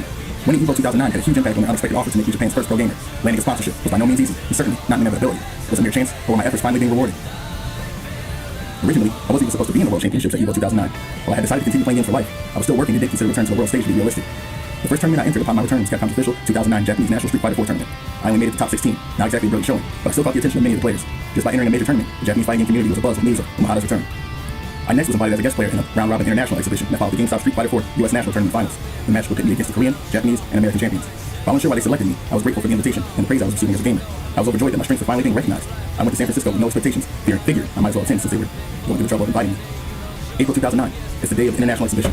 In a frenzied space, amid screaming voices, the four-way battle of champions is getting underway. Despite it being my first international match since my comeback, I'm surprisingly calm. My controller feels comfortably loose in my hands. My first opponent is the Korean champion, Punko. He's a charismatic player who will later earn the name Angry Punko, but he gets relatively little attention due to poor showings outside Korea. Beneath my cool exterior, such a well-matched opponent psychs me up. I select Ryu as my character, and Punko follows suit. Same character matches make for a clear match of player abilities. Being a depth Ryu player, I couldn't ask for a better development. I oust the Korean champion in 4 straight rounds, safely sealing my first victory. My next opponent is Japanese champion Io. Unlike the previous match, I struggle to get a feel for the pace. 5 rounds into the best of 7 match, Io is in control, up 3 rounds to my 2. The match is slipping away from me. I'm not seeing the way to hold on. Then, something inside me changes. I go on the offensive to steal a round, evening the count to 3 apiece as we enter the 7th and final round. I finally hit my groove. Neither of us have any room for error, so I'm in position to show what I'm made of. Knowing the risk, I take the battle right to my opponent, jump again and keeping the combat close. In the final sequence, I poke at Io with a series of crouching jabs to get in the guard, then go in for the KO with the throw. The MC announces me victor, and the ovation of the surrounding audience hits my ears. I finally sigh with relief. 2 challenges down. Next up is Justin Wong, my final opponent and the newly crowned American champion from the US National Championship earlier in the day. I keep my emotions under control throughout the match, not getting worked up after rounds 1 or wavering in my decisions. My hands move on their own, guiding Ryu with optimal precision. My concentration remains intact despite the raucous crowd, which is shouting in true American fashion with each landed combo. I completely shut down Justin's ruthless, dispatching him in 4 straight rounds. I even managed to crack a smile as the MC takes my hand to announce me the winner. With this win, I had stamped my ticket to the year's main event, EVO 2009. I had also confirmed the Umahara comeback narrative by beating the Korean, Japanese, and American champions in short succession. The news spread across the world. Rematch at EVO. No one event led me to being approached by the pros or pro contact. My match against Justin Wong at EVO 2004 going viral played a part, and winning several US tournaments certainly didn't hurt. Madcast no doubt had their eye on me for several years prior to 2009. Nonetheless, it's quite natural to think that their offer was resolved me winning EVO 2009, just back from a 4.5-year blank. After all, EVO is the world's premier fighting game event. July 2009, it's the EVO 2009 Street Fighter 4 Grand Finals. The man standing between me and the World Championship is a familiar face, Justin Wong. This is the most recent in a long series of run-ins. We had even faced each other earlier in the tournament. I won that matchup, but Justin had climbed the brackets all the way to the finals. The EVO Grand Final format is for 2 out of 3 rounds to take a game, and 3 out of 5 to each win a set. The tournament is double elimination, so in the Grand Finals, the player from the loser's bracket has to take 2 sets to win, whereas the player from the winner's bracket only needs 1 set to be declared champion. Character changes are permitted after each game. Before the match, Justin stands to face the crowd with a high raised fist. The crowd stands in response, cheering. Fan service and crowd appeal are a staple of international tournaments, with players and fans alike exhibiting feverish levels of energy. Many Japanese players without international experience are overwhelmed by this unfamiliar atmosphere, throwing them off their normal game and clouding their judgment. While Justin pumps the crowd to psych up, I remain seated, my mind calm and collected. I've been in many tournaments, enough to avoid getting caught up in the hype for better or worse. It makes no difference that this is the World Championship final, or that EVO is being watched by the fighting game enthusiasts worldwide. I play my normal game, no matter the place, time, or opponent. The cheers finally subside as Justin returns to his seat. The battle to decide the world's best SF4 player is underway, with more than 3,000 fans watching on. Justin chooses Abel, no unorthodox character that many Japanese players aren't used to playing against. While not a favorable matchup for me, I'm sure I can hold my own. I start smoothly, comfortably winning 2 straight rounds to take the first game. In the second game, Justin selects Balrog. I stick with Ryu, my character throughout the entire tournament. Justin's character change gives him 2 games in quick succession. I hold him to win the 4th game, but he comes back to take the final round before the 2nd set. Justin is exceptionally adept with Balrog, and his spacing is impeccable. With his handicap going, Justin is taking the momentum. Upon winning that final game in the first set, Justin springs to his feet once again, high-fiving the crowd in celebration. The average player would be feeling the heat, starting to question the outcome, but I shrug it off and remain seated, deep in concentration. I recall past matchups with Balrog to analyze my play and consider why I'm losing. Pride in my unwavering hard work keeps me from cracking under pressure. I've easily played more than 200,000 matches in my lifetime. As part of my basic training, I've gotten away 99% of the time. I can land moves with only a 30th of a second window to hit their mark. No one's played this game more than me. I won't lose. I can't lose. My body of work cancels out the negative vibes, replacing them with confidence. Thus armed, I aggressively counter Justin in the 2nd set, trading games back and forth. Now 4-9 games into the match, we can see the 20 rounds of play. I take the first round of our 10th and final game. The ability gap I sensed in our exhibition match earlier in the year is gone. Justin's now much stronger, and above all, relentless. I remain calm as we enter the 2nd round of the climactic game 10. Finally, I throw a high built into the jump, Justin jumping into me, allowing me to finish him off with a jump kick and seal the victory. The reverberations of applause and cheers bells will never stop rocking the hall. As I shook hands with Justin after the match, I recall playing against him at EVO 2004. Nearly 5 years have passed since our famous battle. The entire time I was drawn from games, nearly ready to quit it all. Justin has stayed one of the top players in the US. Really, what were the chances of an EVO rematch in the Grand Finals no less? We didn't exchange words, but fond memories of our encounters throughout the years. I was glad to see him still playing. I'm sure he felt the same. I could sense it in the conviction of a solid handshake. Signing up. It was a bit after EVO 2009, and I was approached about going pro. Honestly, after giving up on the opportunity to become a Mahjong pro, accepting wasn't a straightforward decision. The passionate advice of my manager changed my mind. My time as a caretaker had something to do with my decision to accept the offer. Caring for people near the end of their lives showed me how some things are only possible when you're young, and the importance of taking opportunities when they present themselves. Of course, I'd been told as much before, and understood the idea in theory, but it wasn't until I worked in a nursing home that I truly grasped it. Actual experience provided the explanations that the inquisitive kid in me had always demanded. Due to their age, the nursing home residents couldn't run, some couldn't walk, some couldn't even eat by themselves or remember what had happened 5 minutes ago. This taught me how blessed I was to have my talents, not to mention my health. I was offered sponsorship at a time when I was highly sensitive of my morality and didn't want to leave this world with regrets. As the first Japanese pro, I would be a pioneer. It takes courage to tread untrodden paths, and I had no idea what the future held, but I found strength in my manager's encouragement and offers of help. I trusted her and decided to give it a try. I was ready. At first, being sponsored to do what I love seemed too good to be true. I can now play games to my heart's content. I was truly happy. Before long, I regained the passion of my childhood without the reservations I once had. Having a sponsor was a validation of my love for gaming. While I played it off as if it didn't bother me, I always felt somewhat guilty for my gaming and wish I could stay out of the public eye. The non-gaming world felt too exposed. Now, for the first time, I felt like I'd been accepted and didn't have to hide anymore. So in April 2010, more than 18 years since I first started playing games, I signed with a sponsor. Everyone has doubts. I'm glad that I kept grinding in the arcades as a kid without yielding the social stigma against gaming. I probably never would have liked myself if I'd given up gaming to the criticism on my face for not being socially accepted. In retrospect, games weren't my only option. I wasn't completely alone. I could have chosen to play sports or whatever, but I continued gaming because it's what I love. There's a joy that only games give me, the memories of torment later on. So quite recently, I had no confidence whether devoting myself to games was good or bad. I'm proud of myself now for sticking through it, even amongst the English. I probably would have worked just as hard if my passion lied in something besides gaming. I never let others' opinions influence me, so I feel like I probably would have stuck it out no matter what anyone told me. Still, finding something I truly love is what allowed me to unwaveringly pursue my interests. Since scheduling this book for publication, I got the opportunity to travel to Kuwait. There, I met a Japanese exchange student who told me he found himself skating through life. He deserted his passion to enter university like everyone else, thinking that was the obvious next steps towards a happy life. But was now regretting his decision. He had come to Kuwait in search of something more to his existence. He had gone to the opposite end of the earth in the hopes that something would change. He had no guarantee of finding answers in Kuwait, but he knew he'd never find them in Japan. Assuming I never had such doubts myself, he asked me how I stuck to my convictions. It was like talking with my younger self, knowing all too well how he felt. I told him that we all had the same concerns at some point, that even I hadn't been confident in the life that I led. It was only recently that I come to terms with my gaming and felt satisfaction having stuck with it. You may lose your way and have concerns, but just keep pressing on and someday you'll find your own unique path. My appreciation for games. The period after quitting games in Mahjong was the lowest point in my life. When I finally returned to gaming, it felt different. A sense of gratitude towards games welled up inside. I loved games with all my heart, despite being uncomfortably and openly expressing it. Games had isolated me in school, but they also introduced me to my friends today. Games would take me to the height of the world championship. At the same time, I felt I had to quit them. So in the end, I've had a complex relationship with games. Had they given me something or taken something away? While I never quite answered that question, I finally felt like the gaming gods had found favor with me. Despite neglecting gaming for several years, I could still win. Games made me happy. I felt like they had been waiting my return and vowed never to leave them again. I didn't have any higher aspirations in mind for gaming. I was happy to have them back in my life. Thanks to my obsession with fighting games, I had learned to manipulate the character I was playing at will. Once the game started, the action on screen exactly followed my intent. I knew that wasn't easily replicable, but was just starting to realize how unique that skill was. Throughout childhood, I doubted myself, faltered, and worried about the right way to live my life. It wasn't until my comeback that I made peace with things. All I had were games, and that was okay. For this, I'm genuinely grateful to games. Without games, I'm nobody. No one would care about me at all. With games, I'm a minor celebrity. People ask my autograph and picture when I visit the US and shake my hand. I get interviewed for magazines and TV. I even got to write this book. Life is strange. In my early 20s, I hated signing autographs and always slipped away when asked to take a picture. Now I'm enthusiastic about getting so much attention. One afternoon, I was playing in an arcade I don't visit that often and had a teenager come up to me. He apologized for bothering me during what he assumed were my work hours and asked for an autograph. I normally don't like signing autographs, but it was worth putting a smile on my face, so I gladly signed one for him. Little things like that give me validation. The best validation came in 2010 when Guinness World Record informed me out of nowhere that I had set a record. Most successful player in a major tournament of Street Fighters. I was floored. What made me happy wasn't the award though. It was the look on my father's face when he read about it in the newspaper. He had never been totally convinced of my achievements, no matter how many tournaments I won. But such high accolades from the non-gaming world even got his attention. Seeing Daigo's success as a pro gamer is a really, really amazing thing, because I think it sets a precedent for what you're able to do if you stick with your passions. He talks a lot about how he really didn't know what he wanted to do with his life outside of his love for gaming. He knew that was the one thing that always remained constant, and he had a lot of self-doubt about it. There was just a lot of self-esteem issues happening with, is gaming even worthwhile? Am I wasting my life? Am I wasting my time? How will others look at me? And I think when you have a sort of niche passion like that, when your hobby is something that not everybody gets into, it fosters a lot of that self-doubt. But I think the thing that separates Daigo from so many other people is the fact that he was able to maintain his conviction and still pursue it. He was able to not only move past the self-doubts of the world, but the self-doubts within himself. And those are much harder to get through than I think anything outside can shove at you. And seeing him push through everything that he has to reach the world stage and show that gaming, fighting games as a hobby, as a career, as a passion are worthwhile, that opened the door to so many things. Not even just Japan, but I know that he was a catalyst for me in a lot of ways and so many other people. I just look up to him. And this is why I think of Daigo not only as an amazing fighting game player, but as a person, as a path player. And I'm just thankful for what he was able to do, and it gives me a lot to think about as far as what I want to do with my own life. And do you go on the safe path, or do you go on the path of what you want to do, even though it's a lot more, I guess, precarious, a lot of craziness to it. So I can't wait to continue the audiobook with you guys. Let me know what you think, and take it easy. Chapter 4. Sustainable goals and personal growth. Childhood dreams and aspirations. I was the first Japanese to attract potential sponsors, making me the first professional fighting game player in Japan. During my time as a caretaker, I honestly didn't imagine for even a second that this day would come. Upon becoming a pro gamer, I quit my job at the nursing home. It wasn't the kind of job you could properly do part-time. My last day of work was quite an emotional experience. I was grateful for my time there, hearing the residents' thank yous and soothing. And there was a rich year and a half that taught me a lot about life and values. Most importantly, it allowed me the time to regain the mental balance I needed to focus on games again. Looking back, my whole life has centered on games. They've consistently been the keenest interest, and likely always will be. This devotion has caused me anguish, no doubt, throughout junior and senior high school graduation. I was filled with self-reproach for only having games. Yet even so, something felt amiss as I watched my classmates choose college and jobs. It amazed me how they could decide their futures in such a limited period. I wondered how they could already know what they wanted to do for the rest of their lives. Recently, I met someone about to graduate university and asked if he had a job lined up. Yeah, it's exactly the job I wanted, he said without pause. I couldn't imagine feeling that way with such certainty. What did he like about the job? How many people end up in a profession they truly like? My guess is that most people don't put that much serious thought into it. Back in elementary school, when our teachers gave us a list of professions and asked us what we wanted to be when we grew up, I was a kid that just didn't get it. I had no idea, and resented being asked to choose from such a short list of options, none of which felt appealing. At our age, teachers expected us to pick things like baseball player, researcher, or astronaut. I've been told I could be anything I wanted, so I wondered why Explorer wasn't on the list. Not only did I want more options, I wanted to know how I was supposed to get these jobs. Unable to answer within the given time, I wound up just turning in a blank sheet. When asked the same thing in high school, I was the only one unable to choose. Some of my other classmates seemed to feel the same, but in the end, they all picked a career from a short list. Maybe they were railroaded into their decisions, or they were just picking at random. Maybe none of them even considered alternatives like Explorer. In any case, I can't imagine them agonizing like I did. They seemed to have resigned themselves to fate. My teachers foisted these narrow-minded dreams upon us as if other goals were unworthy. It made me sick. Games were everything to me, but the feeling was that I would have to set them aside for more mature things. As a result, I don't have many good memories from my student years. I still can't forget how helpless I felt at being pigeonholed into a future from such a short list. Did I really have to make this decision now and commit to it? Was I being too picky or apathetic? Just a failure.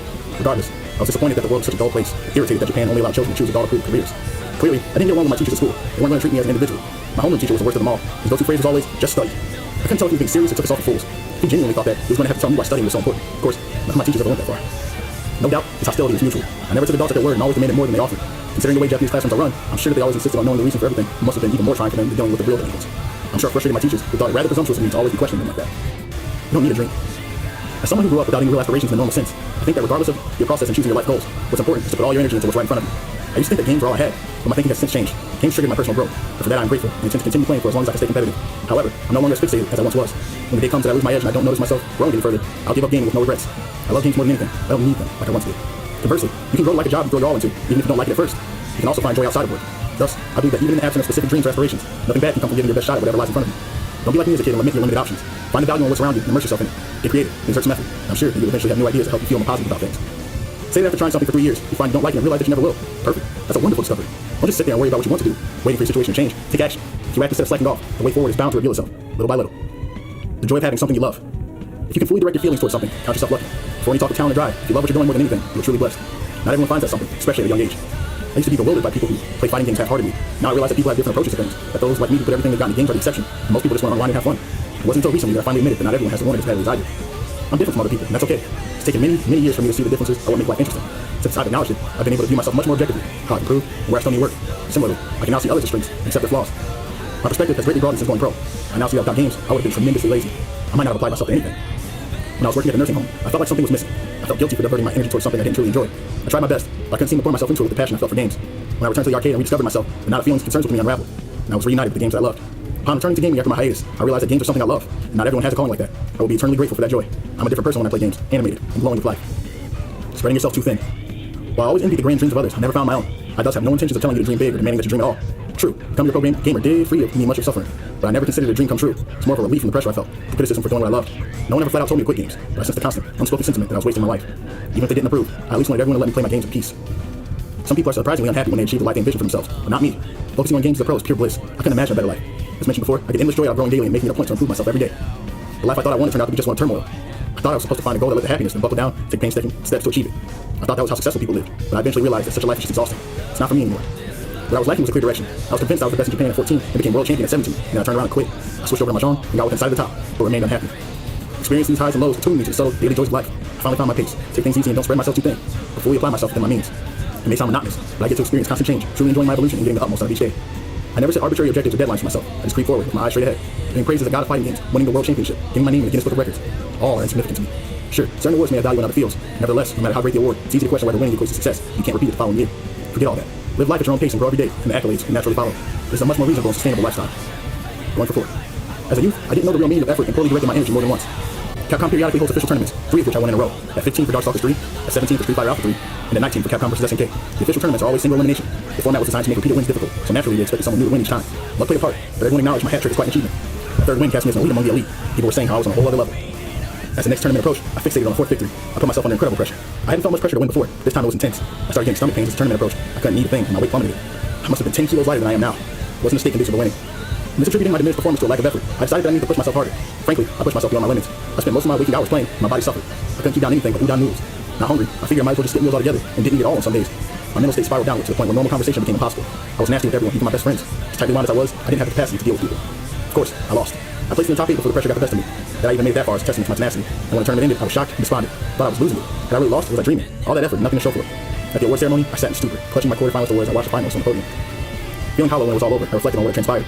I'd shown myself that it was possible to overdo it, and that some things can't be overcome by working harder. With my win streak at an end, I distanced myself from games for about half a year, and even contemplated totally quitting. Considering my previous dedication, not touching games for 6 months was a pretty big deal. In retrospect, I'm glad I didn't win that tournament. If I had, I'd convinced myself that such misguided efforts were the way to win.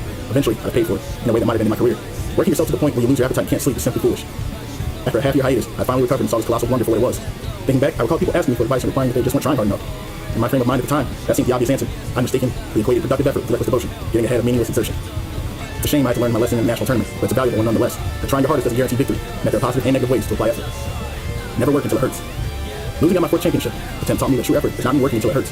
For whatever logical reason, I mistakenly self-inflicted pain as being the key to growth. The tournament showed me, however, that reckless mismanaging of your time and taking on too much at once just wears you down. The wrong kind of effort also leads to obsession. It warps your mind, making you think that hard work alone is deserving of success. Say you're running an obstacle course and there's a sturdy wall between you and your goal. Instead of bloodying your knuckles by punching at it, approach the problem from a different angle and you're bound to find a way past. If you look around, maybe there's a ladder nearby, or a knob somewhere that opens the door.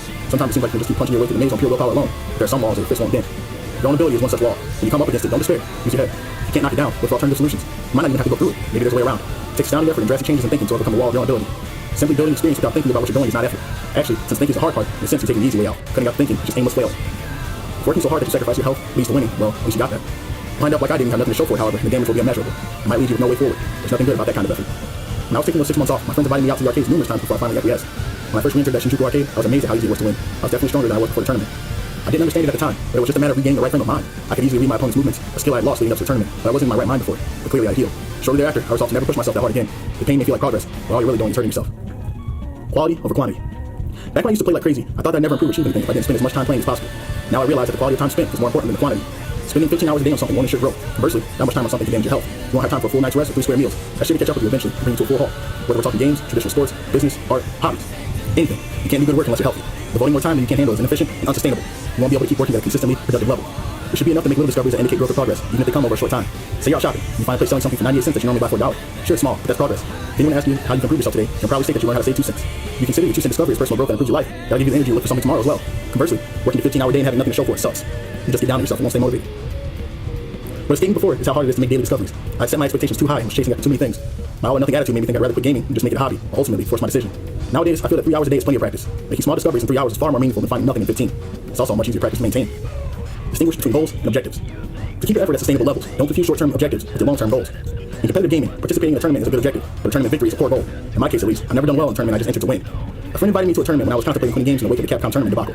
My heart wasn't really in it, but it had big money prize and all the games were ones that I played, so I decided to enter. I was only in it for the win. It was another disaster. I was only after the prize, so I was playing not to lose. I was furthermore mentally drained, inhibiting instinctual play. When opponents came at me with everything, I wasn't confident enough to react properly.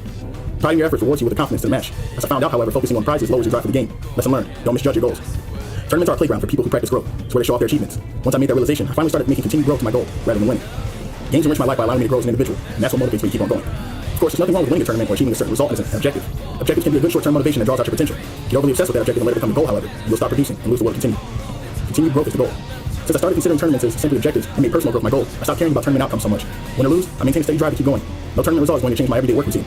Even if I win a world championship, I shift emotional gears right away. I allow myself a day of celebration, but even then, you'll never see me pumping my fist after a victory. Some people will bask in a win for a month or two, even up to a year. Victory gives me less joy than it does some others, but that's okay. I never shoot for a happiness level of 100 to winning tournaments. I'd rather score 60 in my daily practice. 60 is just right. Much lower doesn't foster motivation, and 100 indicates too much reliance. Of course, everyone's goals are different. If you just want to be a star and hug the spotlight, save yourself the time and effort it takes to be truly strong, just chase wins. With the effort I devote to the games though, I never expect to lose. I have to continuously feed my will to stay on top. Of course, winning is better than losing, but letting your emotional barometer swing too widely with the wins and losses will hinder steady growth. If you focus on tournament results, you're deriving your motivation from the praise of others in the form of the crowd's cheers. Your strength is the same whether you enter a tournament or not.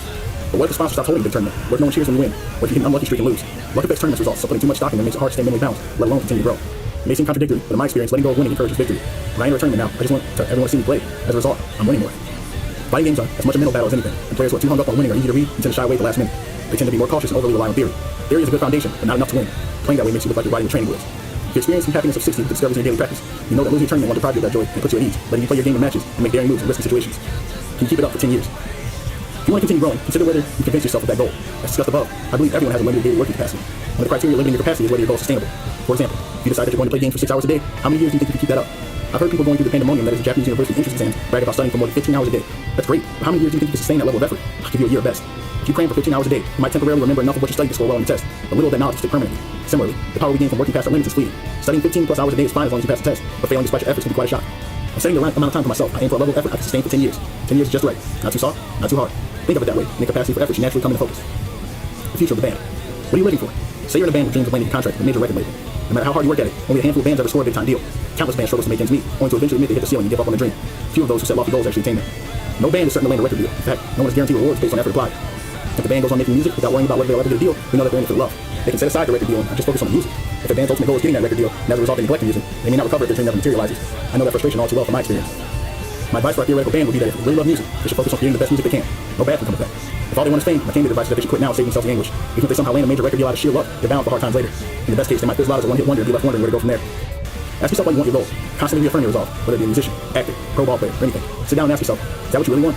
Is your desire enduring? The first thing I pro for when anyone wants advice on how to become a pro gamer is a commitment. Would you still want the same thing if you were born 30 years earlier? It's actually a system in place for pro gaming now. But what if there wasn't? If you couldn't go pro and can never be famous, would you still be able to pour yourself in the games? The ones that are resolute in spite of that have the disposition to be happy with their choices and won't be swayed by bad results. For the first half of my life, that's exactly the life path I was searching for. Wait for your moment. Say you're a stand-up comic still struggling with your material. You have one go-to gag that always got a big response from the audience, but it's getting old now, and the novelty is worn off. You not intend to build a career on this gimmick, but a talent scout has a lucky gag and offers you a regular spot at a major comedy club in Vegas performing. Of course, you've achieved short-lived fame on the big stage of a fine accomplishment. Even so, establishing fame in that manner makes changing direction harder than it would have been before you rose to popularity. In many people's eyes, you'll forever be identified by that one gag. Nothing I can say will stop you if consider fleeting success worth sacrificing the rest of your career for. But in my opinion, you should postpone your debut if you're not ready for the prime time. Not that those who don't put in the work don't deserve to succeed. Rather, if you're not ready, you're setting yourself up for future difficulties. The same can be said for gaming. Maybe you want people to think you're strong, so you enter a tournament, despite not yet being capable to play at that level. Even if you somehow win a match or two, you won't be able to reproduce those wins consistently. Being thrust into the spotlight before your skills are ready will only lead to misfortune. You're better off waiting until you're truly prepared. Resentment about postponing your debut can even serve as good motivation for you to sharpen your skills. If anything, postpone your debut a little more than you think is necessary. People talk about how your talents are overlooked, and when you finally find yourself on the main stage, you'll have the confidence to put up a good fight. Worst of all is a premature debut that initially appears successful. You risk becoming too pleased with yourself and getting big-headed. In contrast, if you wait longer to make your break, you'll explode into the scene and, having faced adversity, you'll stay grounded. With the right ability, frame of mind, you'll never fail to be grateful to your place, or the work it took to get there. Be patient, believing that your day will come. Creating a sustainable routine. While I certainly don't get the same thrill out of it as I did in my youth, I do my best to hit the arcade every day. On the evenings when I don't have an interview or meeting, or have to play someone online, I head out to my favorite arcade in Shinjuku. Some days it feels like a chore, but I do enjoy myself once I get there. I made arcade visits compulsory. Even as a pro, it's not like I have any regularly scheduled matches or anything, so I have to make it compulsory or else I would just skip it anytime I didn't feel like it. I'm confident that I can skip going to arcade for a year or so and still be competitive. That's no excuse to slack off. In my mind, creating sustainable routine is at least as important as changing your perspective on things. Focusing on an objective may trick you into thinking you don't have to work hard every single day. If there are still 2 months until a tournament, say, you might tell yourself that you can afford to take it easy for just this one day, and then the next. Additionally, you may forget the importance of applying yourself immediately following the tournament. Such inconsistencies will throw off your daily routine. I've seen plenty of players that can't maintain consistent effort levels. Many let their efforts wane after tournaments, and others even lose confidence in themselves and quit gaming. If your goals are daily improvement and personal growth, being lax and skipping practice is a dangerous pitfall. Even so, maintaining your happiness level of 60 requires being confident enough to rest when you're not working. Part of keeping your efforts sustainable is recharging for the next day. Too many people feel like working hard is just about putting in the hours, but working past your own limits is not going to produce results. Whether it be 6 hours a day or 3, it's better to determine the maximum sustainable amount of time that you can stay focused. Outside of that, have faith in your plan and rest. What's important isn't the amount of time spent, it's keeping up the effort and realizing changes and improvements in that period. Small changes are fine, just be sure to notice them and recognize them as growth. My routine. I generally follow a set routine. Recently, I found that about 6 hours is the optimal amount of playing time. My time spent with games is actually a little bit longer if you include experimentation and analysis, but 6 hours is perfect for actual time playing with others. I used to devote more time to playing. I criticized myself as lazy if I found myself with free time. At some point, I realized that no longer is the best outcome. Downtime is important too. Fighting games are a battle of minds. You can't win if your mind and body are out of balance. Give your mind a rest, and better ideas will come. Besides time spent with games, eat well and get some exercise. It'll help your gaming as well. My schedule is rarely empty. I consciously make plans because I hate sitting around with nothing to do. My daily routine goes like this. 10 a.m., wake up. I keep myself busy until the evening. Some days I'll work out at the gym, other days I'll write articles or attend meetings. It's rare that I have a truly free day with nothing scheduled. 5 o'clock p.m., head out to the arcade. I bicycle to my regular arcade in Shinjuku, which takes about an hour. There, I'll play against the regulars. Sometimes get asked to sign autographs and take pictures. 12 o'clock midnight, return home. I pedal back from Shinjuku. Riding the bicycle helps keep me active, and light exercise like that helps me think. I have good ideas all the time when I ride home. 3 a.m., go to bed. After getting home, I take a bath and do some light research before sleeping. Not wanting to disrupt my balance, I follow this routine without change, even when tournaments are coming up. This allows me to set a rhythm. It makes it easy to distinguish when I'm doing well and when I'm in a slump. It allows me to maintain a consistent happiness level of 60.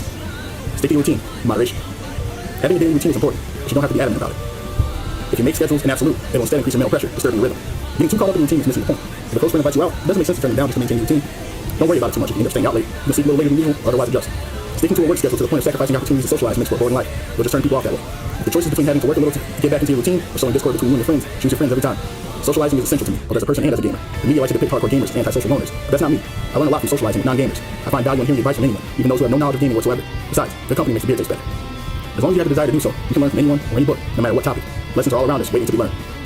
5 steps at a time. All the time people ask me how to get better at gaming. The answer is simple. Practice every day. That's the only way. That advice isn't always useful though, so the first thing I normally recommend is to stay focused on what's directly in front of you. If the journey is a staircase, focus on climbing the first 5 steps. Even if it's pitch black, you should still be able to feel your way up 5 steps. Being told to climb a 500-step staircase will give most people pause. You're likely to give up on the climb altogether before starting. Picture a looming 500-step staircase is enough to drain anyone's initial enthusiasm. So don't look too far ahead. Just focus on climbing those first 5 steps. Once you've done that, climb the next 5. A few steps a day. You'll have reached the top before you know it.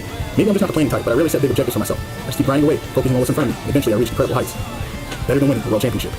Over the course of making small, daily improvements, sometimes I'll hit on a big discovery and feel like I found a unique solution to a problem. Those moments make me happy. They bring me from normal 60 up to 80. Being someone in the match doesn't really do much for me, but I revel in my own discoveries. They're internal realizations that perhaps no one else can understand, but they are satisfied nonetheless and give me motivation to keep going.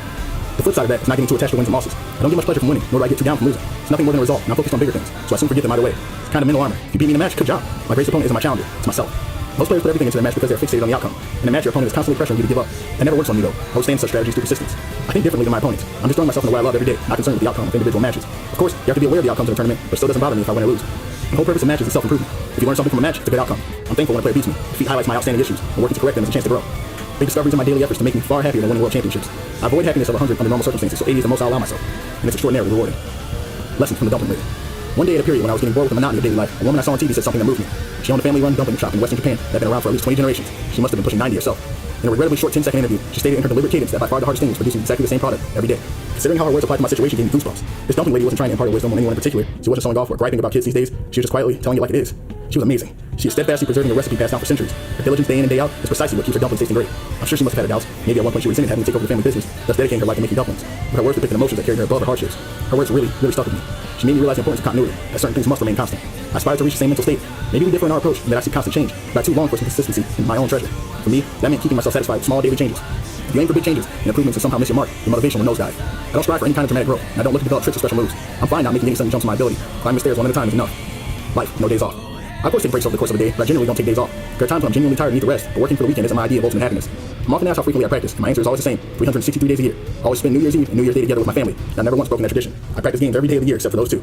Back when I was chasing tournament wins, I too wanted a few days off. After putting in the work to attain some result, I'd be relieved that it was all over and wanted to unwind for a while before starting up again. When my long-awaited rest finally came, however, it wasn't enjoyable as expected. Over the course of living that routine, the work had gradually become a real chore. This underlines the importance of enjoying each day and keeping your efforts at a moderate level, not looking for ways to partition your life into work and rest segments. Moderating my efforts for today, tomorrow, and the day after has kept things pleasant and improved my performance in gaming and allowed me to ascertain my improvements. Work hard only for a limited period and pursue some objective, and the objective becomes the end all. If you fail to achieve that objective, recovery is much harder. Daily effort and acknowledging your improvement makes life a pleasure. For me, this is far more satisfying than working for some nebulous future happiness. Even without any days off, daily life can be a joy beyond words. Dagos talk about living a life where you don't need a vacation really opened my eyes to something, just a few things in general. Mostly the fact that I feel a lot of us are living in that kind of way where we know kind of what we want to be doing. We know where our passion's actually at, but the reality of it is that we have necessities and responsibilities to take care of too. And not all of us have the luxury of being a pro gamer or being some, I guess, dream hobby where we can just do what it is exactly that we love and be able to support ourselves with it. A lot of us have a 9 to 5 where it's kind of like it's okay, or just, you may not be a huge fan of it, but you know it's something that you have to do to get through. But also his words about enjoying your job and what's in front of you, even if it's not ideal, that's also something to be working towards as well. It's the fact that in reality, we can pour ourselves into anything and find enjoyment in it as long as our perspective is in the right place. It's all about your mindset. You can find growth potential in any activity, but if your brain is constantly in a state where you're complaining and you just, oh, this isn't really what I want to do, this is a load of crap, and that's exactly what it's going to be. It's going to be a load of crap. I think the discipline comes in when we have to really go over our own thoughts or inner dialogue and figure out why, if I gotta be here, then why am I gonna suffer my way through it? Why not find something in this that can make me grow as a person? Why not see that this situation isn't exactly all bad? Because there's always gonna be another way to look at a situation. And that's something as time has gone by that I've learned is very true. And it seems like something that Daigo understands very well too. So once again, Daigo's book continues to be really good, and I'm looking forward to the next chapter with you guys. See you soon. Chapter 5. Keep evolving to keep winning. Why losers can't win. I've been thinking since I was a kid about why I keep on winning, while others eventually lose their edge, that form of basic, if imperfect, understanding of what factors impacts one's ability to win. The main thing is to walk the hard road of self-development through constant change, but there are plenty of elements that go into this, and many pitfalls and sidetracks along the way. Without adding up these factors and putting in the work, you won't be able to win consistently. Before considering what it takes to win, however, let's look at a few of the reasons why people lose. In any high-level competition, the delicate balance of factors determines the winning. And in competitive gaming, the ability gap is razor thin. Innate player capabilities such as intelligence, comprehension, coordination, and reflexes also factor in, but the winner is largely determined by the amount of effort put in by each player, along with their respective mental states and motivation levels. Staying motivated to maintain effort levels and consistently win in a field like esports is tough. Doing so means giving the game full attention and always producing results. Considering what's involved, it's no wonder that most people can't stay at the top of their game for long. The first major hurdle to overcome is any tendency to slack off and rely on natural talent for a particular game. Even if the game clicks with you, continued success isn't guaranteed without work. Until you realize that staying strong at a game takes a combination of many elements, you'll continue leaving things up to chance. This applies equally to those who rely on past successes. Don't live in the past, stuck on that one game that you're strong with. If you rely on your talent or stick with one particular winning strategy, you're sure to falter. It won't happen overnight, but gradually, you'll lose momentum. Most people will settle on a style of sorts as their skills improve. Many will stick with certain moves they're good at using. Some prefer to go onto the offensive and always try for a KO, whereas those good at defending might try winning by blocking until time runs out. Both types restrict themselves and will eventually hit a wall. Even more dangerous is relying only on input from others to determine your own style without analyzing yourself. If you mistake opinions for your own distinct style, you won't produce results, and your success will not last. Personally, I don't limit myself by trying to win in any one particular fashion. In fact, I actively avoid always winning the same way. When people mention something they consider a strength of mine, I deny it and avoid using whatever it is they pointed out. When it comes to what it takes to win, personal preferences and style are besides the point. It's far more important to find the best course of action. Another hurdle to overcome in fighting games is age. Those outside Japan seem particularly sensitive about how the reflexes decline with time, and are amazed at how I'm still playing at my age. Along the way to becoming world champion again at 28, I spoke briefly with one of the players I defeated when we shook hands. He told me that he had been ready to hang it up, but that I inspired him to continue by remaining one of the world's best for 10 years running. He didn't seem that old to me, but opinion abroad seems to be that reflexes peak at 22 or 23. To me, this sounds suspiciously like using age as an excuse, when the real issue is a lack of effort. The effort levels, not the reflexes, have fallen off with time. If you focus on learning and applying new tactics and strategies instead of relying on speed and fast reflexes, age isn't scary in the slightest. You need to figure out how to win in all situations. See how much you can win without relying on your strengths. Don't fall into the trap of thinking that because a certain move exists, you don't have to learn all the intricacies of the game. Maintain balance. To win consistently, you need to maintain an even emotional keel and always give the game your full attention. Keep yourself mentally sharp by not showboating when you win or getting salty when you lose. People have their own ways to maintain this balance. Personally, I always remind myself that both my opponent and I are human. Nothing is special about either of us. My victories are due to a conventional combination of knowledge, technical accuracy, experience, and practice. Not because I overwhelm my opponent with my greatness. Win or lose, one of us did what needed to be done, and as a result beat the other. Never forget that in any contest, one side continued to do a perfectly normal thing, and as a result was able to win this one time. This balance breaks down if you win or lose for too long. You will tend to mistake your success for innate talent, or despair at your failure. But neither is true. No matter how much we win or lose, in the end, we're all just human. Moreover, a win or loss is just a singular event, and each outcome is merely the result of some cause. Single results are only that, and no result should ever convince you that you don't need to put in effort, you need to win. How we react when we fail to attain a desired result greatly impacts the direction we take from that point forward. Some will make excuses, attributing the loss to bad luck, blaming the game itself, declaring that an opponent is just too strong, obsessing over getting older. Don't get caught up in your emotions. Just consider the facts and analyze them. The power of exploring. Those who don't put in any time and effort, instead of winning by intuition or by luck, will fold the moment they face a real challenge. I played against countless opponents who were smart, quick learners, and had momentum on their side. I never once went into a match thinking I might lose. The difference between us was always our time spent exploring the game. When I was younger, I often experienced lopsided defeats. Yes, I too started off as a noob. Today, however, I've attained an unwavering confidence and never back down from my opponent. What sets my attitude and resolve apart from those who are just going with the flow and piled up win upon win is this. For each of my countless mistakes and failures, I've sat down and thought intently about why I lost. I know when I'm playing against opponents who simply rely on luck or their feel for the game, their play just looks sloppy. I immediately notice that they haven't analyzed what they're doing and get thrown off easily. Those who rely on momentum without analysis will falter when they reach the big stage. When they face an opponent who is truly prepared for battle, they will lack the confidence to press forward. You also see this in those who compete too early without enough practice. I know this because I've been guilty of it myself. I used to play several games instead of focusing my efforts on just one, concentrating on different games for some time before each tournament. But this diluted my passion for each game. As you might expect, the outcome was mediocre as my efforts. It's nearly impossible to win a tournament for a game you're only practicing, because you'll never defeat those who are passionate about that game. I've learned the value of honest, patient training through the shame of loss. No matter how hard you try, those who train only for a short-term goal without passion cannot hope to consistently take down those who love what they're doing and painstakingly explore every facet of the game. Take notes. Regardless of our field, we all have odd concerns that pop up throughout the day. It's easy for us to just brush off such moments without pursuing them further, but if we ignore them, we just wind up forgetting. You might sense a slight difference in opinion with a coworker, say, or be unable to figure out how you arrived at an answer despite using the wrong method for a math problem in a practice test. I run across little things that bug me in gaming all the time, whether I'm playing someone like arcade or practicing alone. You can't ignore these discoveries, because if they do, they'll come back to bite you in the end. And when they do, you'll regret it, reminding you of how they bothered you before, but you failed to act. When something bothers me, I always make a note of it, usually on my phone. I never had the time to do anything about it at the time, so I resolve to sort it out later. I create itemized lists to make review easier. If I ever find myself thinking it's not worth the effort, I remind myself to second guess my intuition and pull out my phone. If you don't capture it when it hits you, it can be hard to recall what exactly the problem was. Noting the problem immediately allows you to deal with the issue, even after time has passed. Given that competitive gaming is a battle between two players, many of the little concerns that come up for me are about people. I feel like I should never ignore anything, regardless of my opponent. Over the course of a long day playing countless games, sometimes I'll think to myself that maybe I'm wasting my time playing boring matches against obviously weaker players, but that I don't have to analyze the outcome.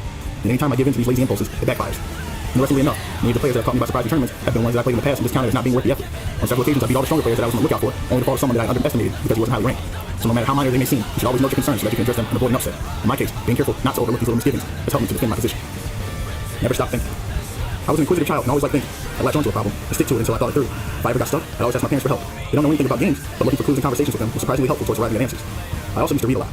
The words of competitors in other fields were sometimes a good reference. For example, sports autobiographies or stories of matches between master shogi players. I would notice how we faltered in similar situations or how they solved a particular problem. I've always found thinking about things to be a joy. When a thought is thinking around in your head, there's no one to criticize or disparage you. No one can tell you that you're overthinking, or that games just aren't worth it. I found solace in the feeling that I was searching for solutions. It assured me that no one was making fun of the approach I was taking. Thinking allowed me to feel more accepted in my pursuits, and my classmate mates were in no way superior or more serious than my own. In devoting my life to games, it may have appeared to others as if I was just playing, but seriously thinking about things assured me that I too had value, just like everyone else. Being an unseasoned child, always thinking so deeply certainly wasn't easy, but it was fulfilling. For me, in-depth contemplation has produced answers, allowed me to work harder, and give me confidence. To stay on top, you need to think long and hard on each individual issue. You must discard preconceived notions and investigate the cause of issues from every perspective and angle. When you hit a wall, the way forward will come if you push and give it enough time. Just push the issue to the back of your mind and let your subconscious work on it. Quite often, a hint will fall into your lap from a totally unrelated place. Perhaps a casual utterance when talking to a friend will wind up being the best piece of advice. The American inventor Thomas Edison, responsible for upward of 1,300 inventions in his lifetime, said that those who fail to succeed are those who fail to think. I sincerely believe this to be so. Keep thinking, and you will find a solution. You might even have an epiphany or two.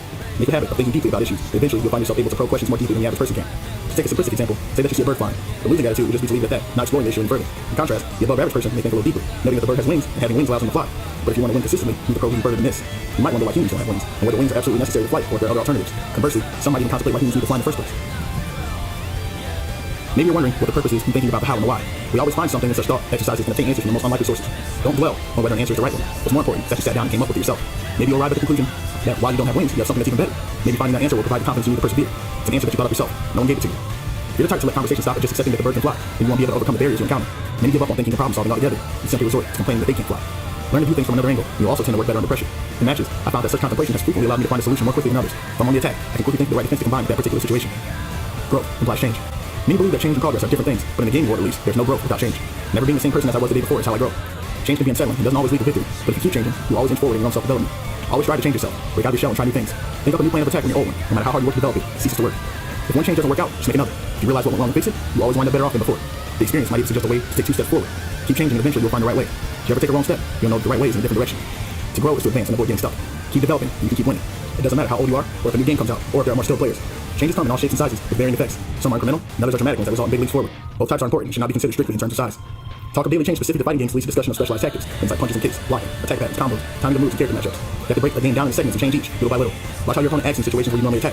Try varying on the combo you know to be effective. Try speeding up your timing on the move, or delaying it in some cases. Choose another character. Of course, with fighting games, nothing will congeal as a tactic until you try it out on an actual opponent.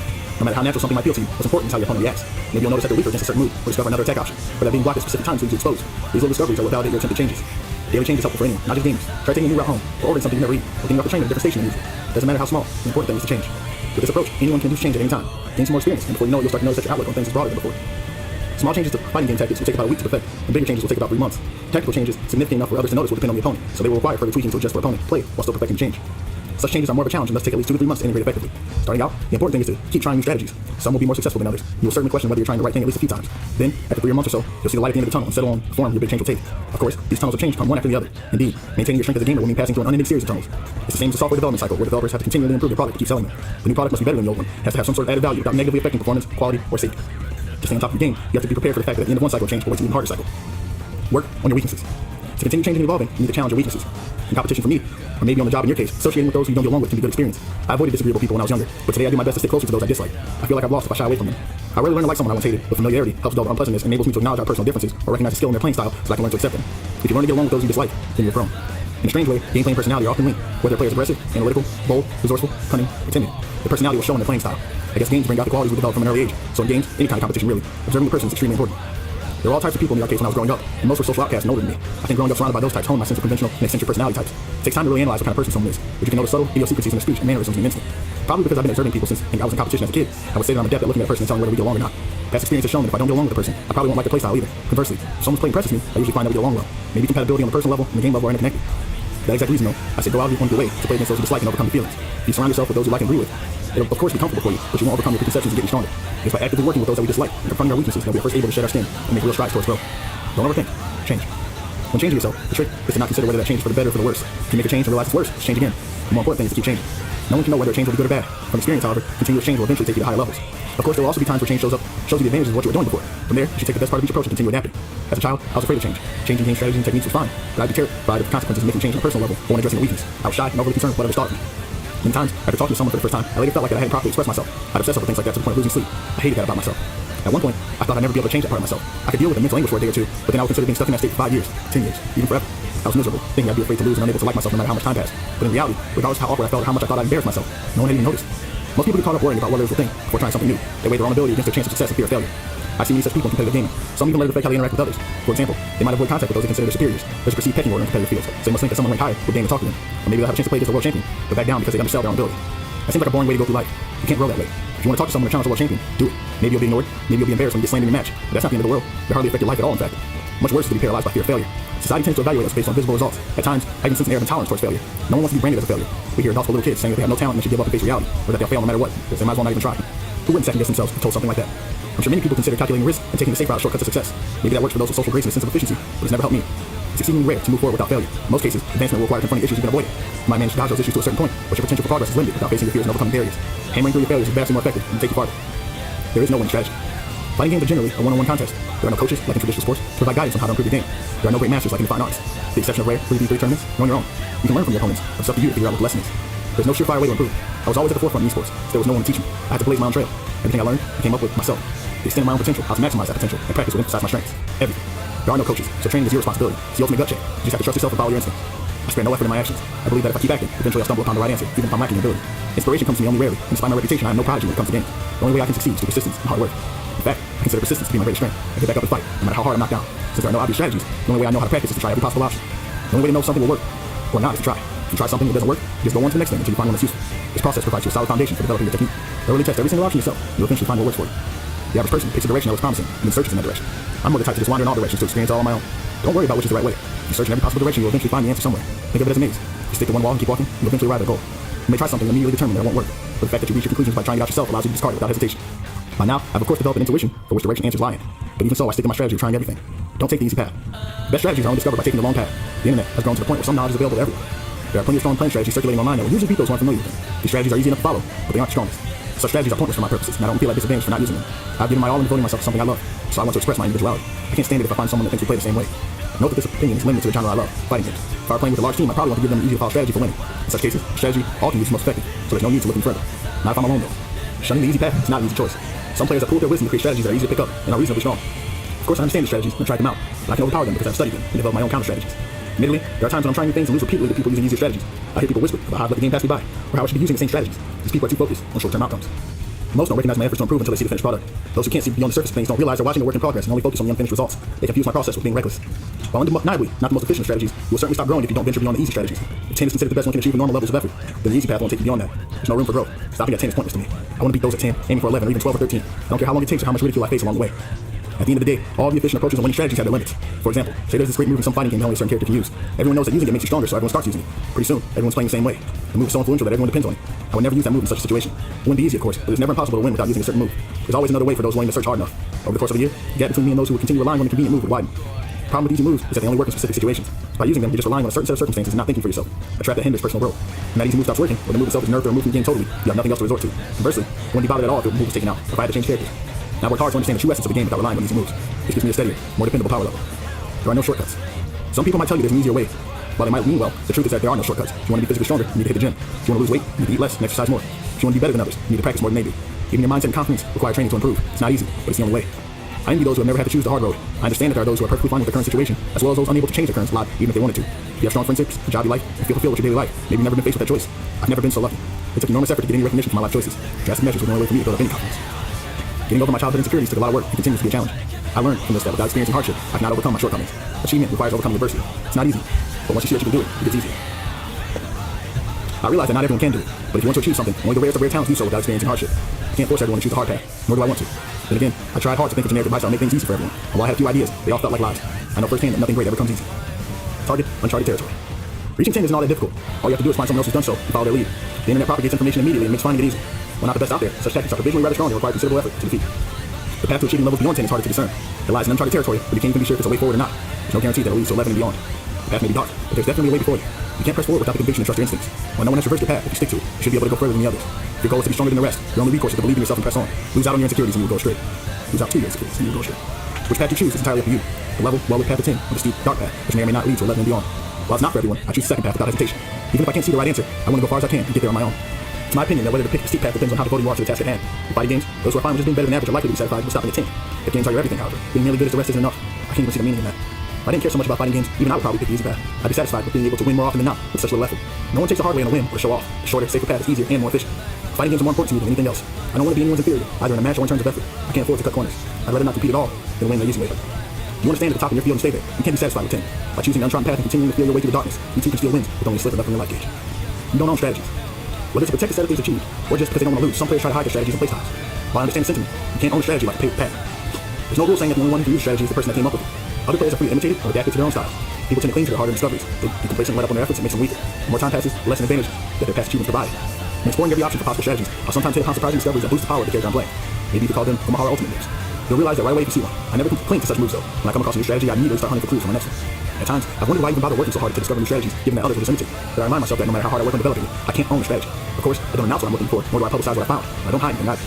If you see me using techniques as far as I'm concerned, it's fair game. Just know that by the time everyone has figured it out, I've already moved on. There are also trends. However, no matter how hard something catches on, once it fades, its values will be less than before the fad started.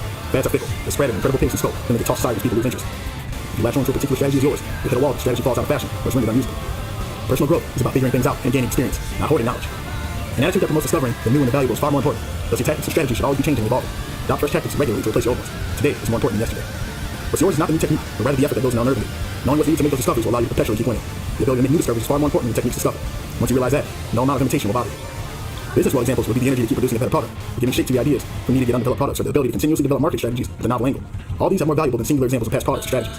People have a great ability to adapt to the discoveries of others. This means that innovators need to keep producing new things. If not, competition will overtake them and they will cease to be leaders.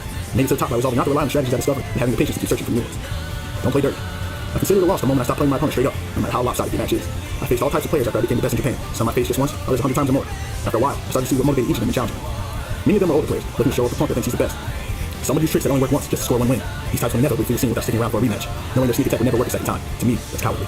Others were players only relying on their cleverness. They had quickly picked up on the flow of the game without taking the time to learn its finer intricacies, and won solely by reading their opponents. When that failed, they would try to psych opponents out before the next match. I don't want to resort to tricks. I wasn't always that way though. In junior high, I always played at the same arcade, so I pretty much knew the crowd and played against all the regulars. One day, while sitting across from my opponent, I decided to try throwing him off by casually putting an empty can up on the cabinet. It wasn't anything out of place for an arcade, but would just be far enough over to be in his line of sight. After a bit of that, however, I changed my mind and stopped. If someone had done the same to me, it wouldn't have fazed me in the slightest, but still felt like cheating. Now it's just legitimizing such behavior. I realized that there are people whose main strategy is to play mind games. If that was clear to me, others had likely already figured it out as well. Someone not used to such tactics might have been a little annoyed, but not seasoned players, so tricks like that had no real effect except making others look down on me for resorting to cheap tricks. Games pit one mind against another. If giving your opponent a window into their psyche, you immediately put yourself at a disadvantage. However, you can maintain your composure in the face of anything. There's no reason to be intimidated by those willing to stoop to such lows. Once I realized that, quit using unfair tricks. I realized that there will always be those who try to play mind games to get ahead. But they are destined to fade away. Building yourself up is more important than tearing the other guy down. Over-reliance on reading hinders growth. Reading your opponent is a critical fighting game skill, but if you're relying on it too much, then it'll prevent you from truly developing as a player. Reading consists of memorizing your opponent's habits and actions, analyzing their characteristics, and then striking at their weakness. High level matches, the outcome is dictated by those who read better. Many people will thus try to win by this alone anytime their opponent has an obvious weakness. You may rack up a bunch of wins playing this way, but only at the expense of your own growth. Say that you have a sword but no armor and are faced with a well-armored opponent. Your opponent has a sword but also a critical weak spot. Lifting their sword, the strike reveals a chink in their armor. All you need to do is strike that opening at the right time. By always targeting such vulnerabilities, you can easily overcome the fact that your opponent is armored and you are not. By successfully reading your opponent, you have secured a high chance of winning. Facing a bad habit on the spot is no easy task, but your advantage will be specific to that individual in that fight. It won't apply to other situations, and it won't help you grow. True skill is honed by winning on your own without attacking your opponent's weaknesses, no matter how blatant they may be. If you fail to raise your own skill and knowledge levels, instead of relying on your reading your opponent just because you can, and it's winning for you, you will definitely have a rough time when faced with a stronger opponent. That's when you'll realize, in fact, you do need armor. No matter how you cut it, starting from scratch and figuring out your opponent each match is inefficient. Getting that perfect read can be a stylish way to win, but you're deluding yourself if you think you can pull that off all the time. You have to take things more seriously if you want to grow as a player. In fighting games, you need to learn how to get off your punches faster and increase your blocking accuracy. You need to fill your holes in your armor while you improve your swordplay. Some players will be easier to read than others. Even if you're good at it, some players will be better and read you before you can read them. What's happened to me with several opponents. So don't go complacent regarding your abilities or strength. You may think that because you can predict what your opponent is doing, you don't need any armor. This is nothing more than pride. That experience and skills gained through old-fashioned hard work, even talent will fade in most cases. Say you're a writer. You have the most wonderful idea ever, but it won't reach your audience without the technique to convey your message. Those aspiring to be professional writers need to ensure they learn how to improve fundamental techniques for expressing this without getting caught up in flash and style. I don't like attacking my opponent's weaknesses. It's a crude way to win. There are times where I'll see an opening from my opponent, but I prefer to vary my angle of attack and not choose the easy route to victory. To me, lashing out at weaknesses all the time is cheap as a win. It's a waste. Here you have an opponent that can help you grow as a player, but you squander it just to win. I prefer to attack their strengths. In the end, the best thing is to win on your own ability and place self-improvement as your top priority. My commitment to this is one of the secrets as to why I've stayed on top for so long.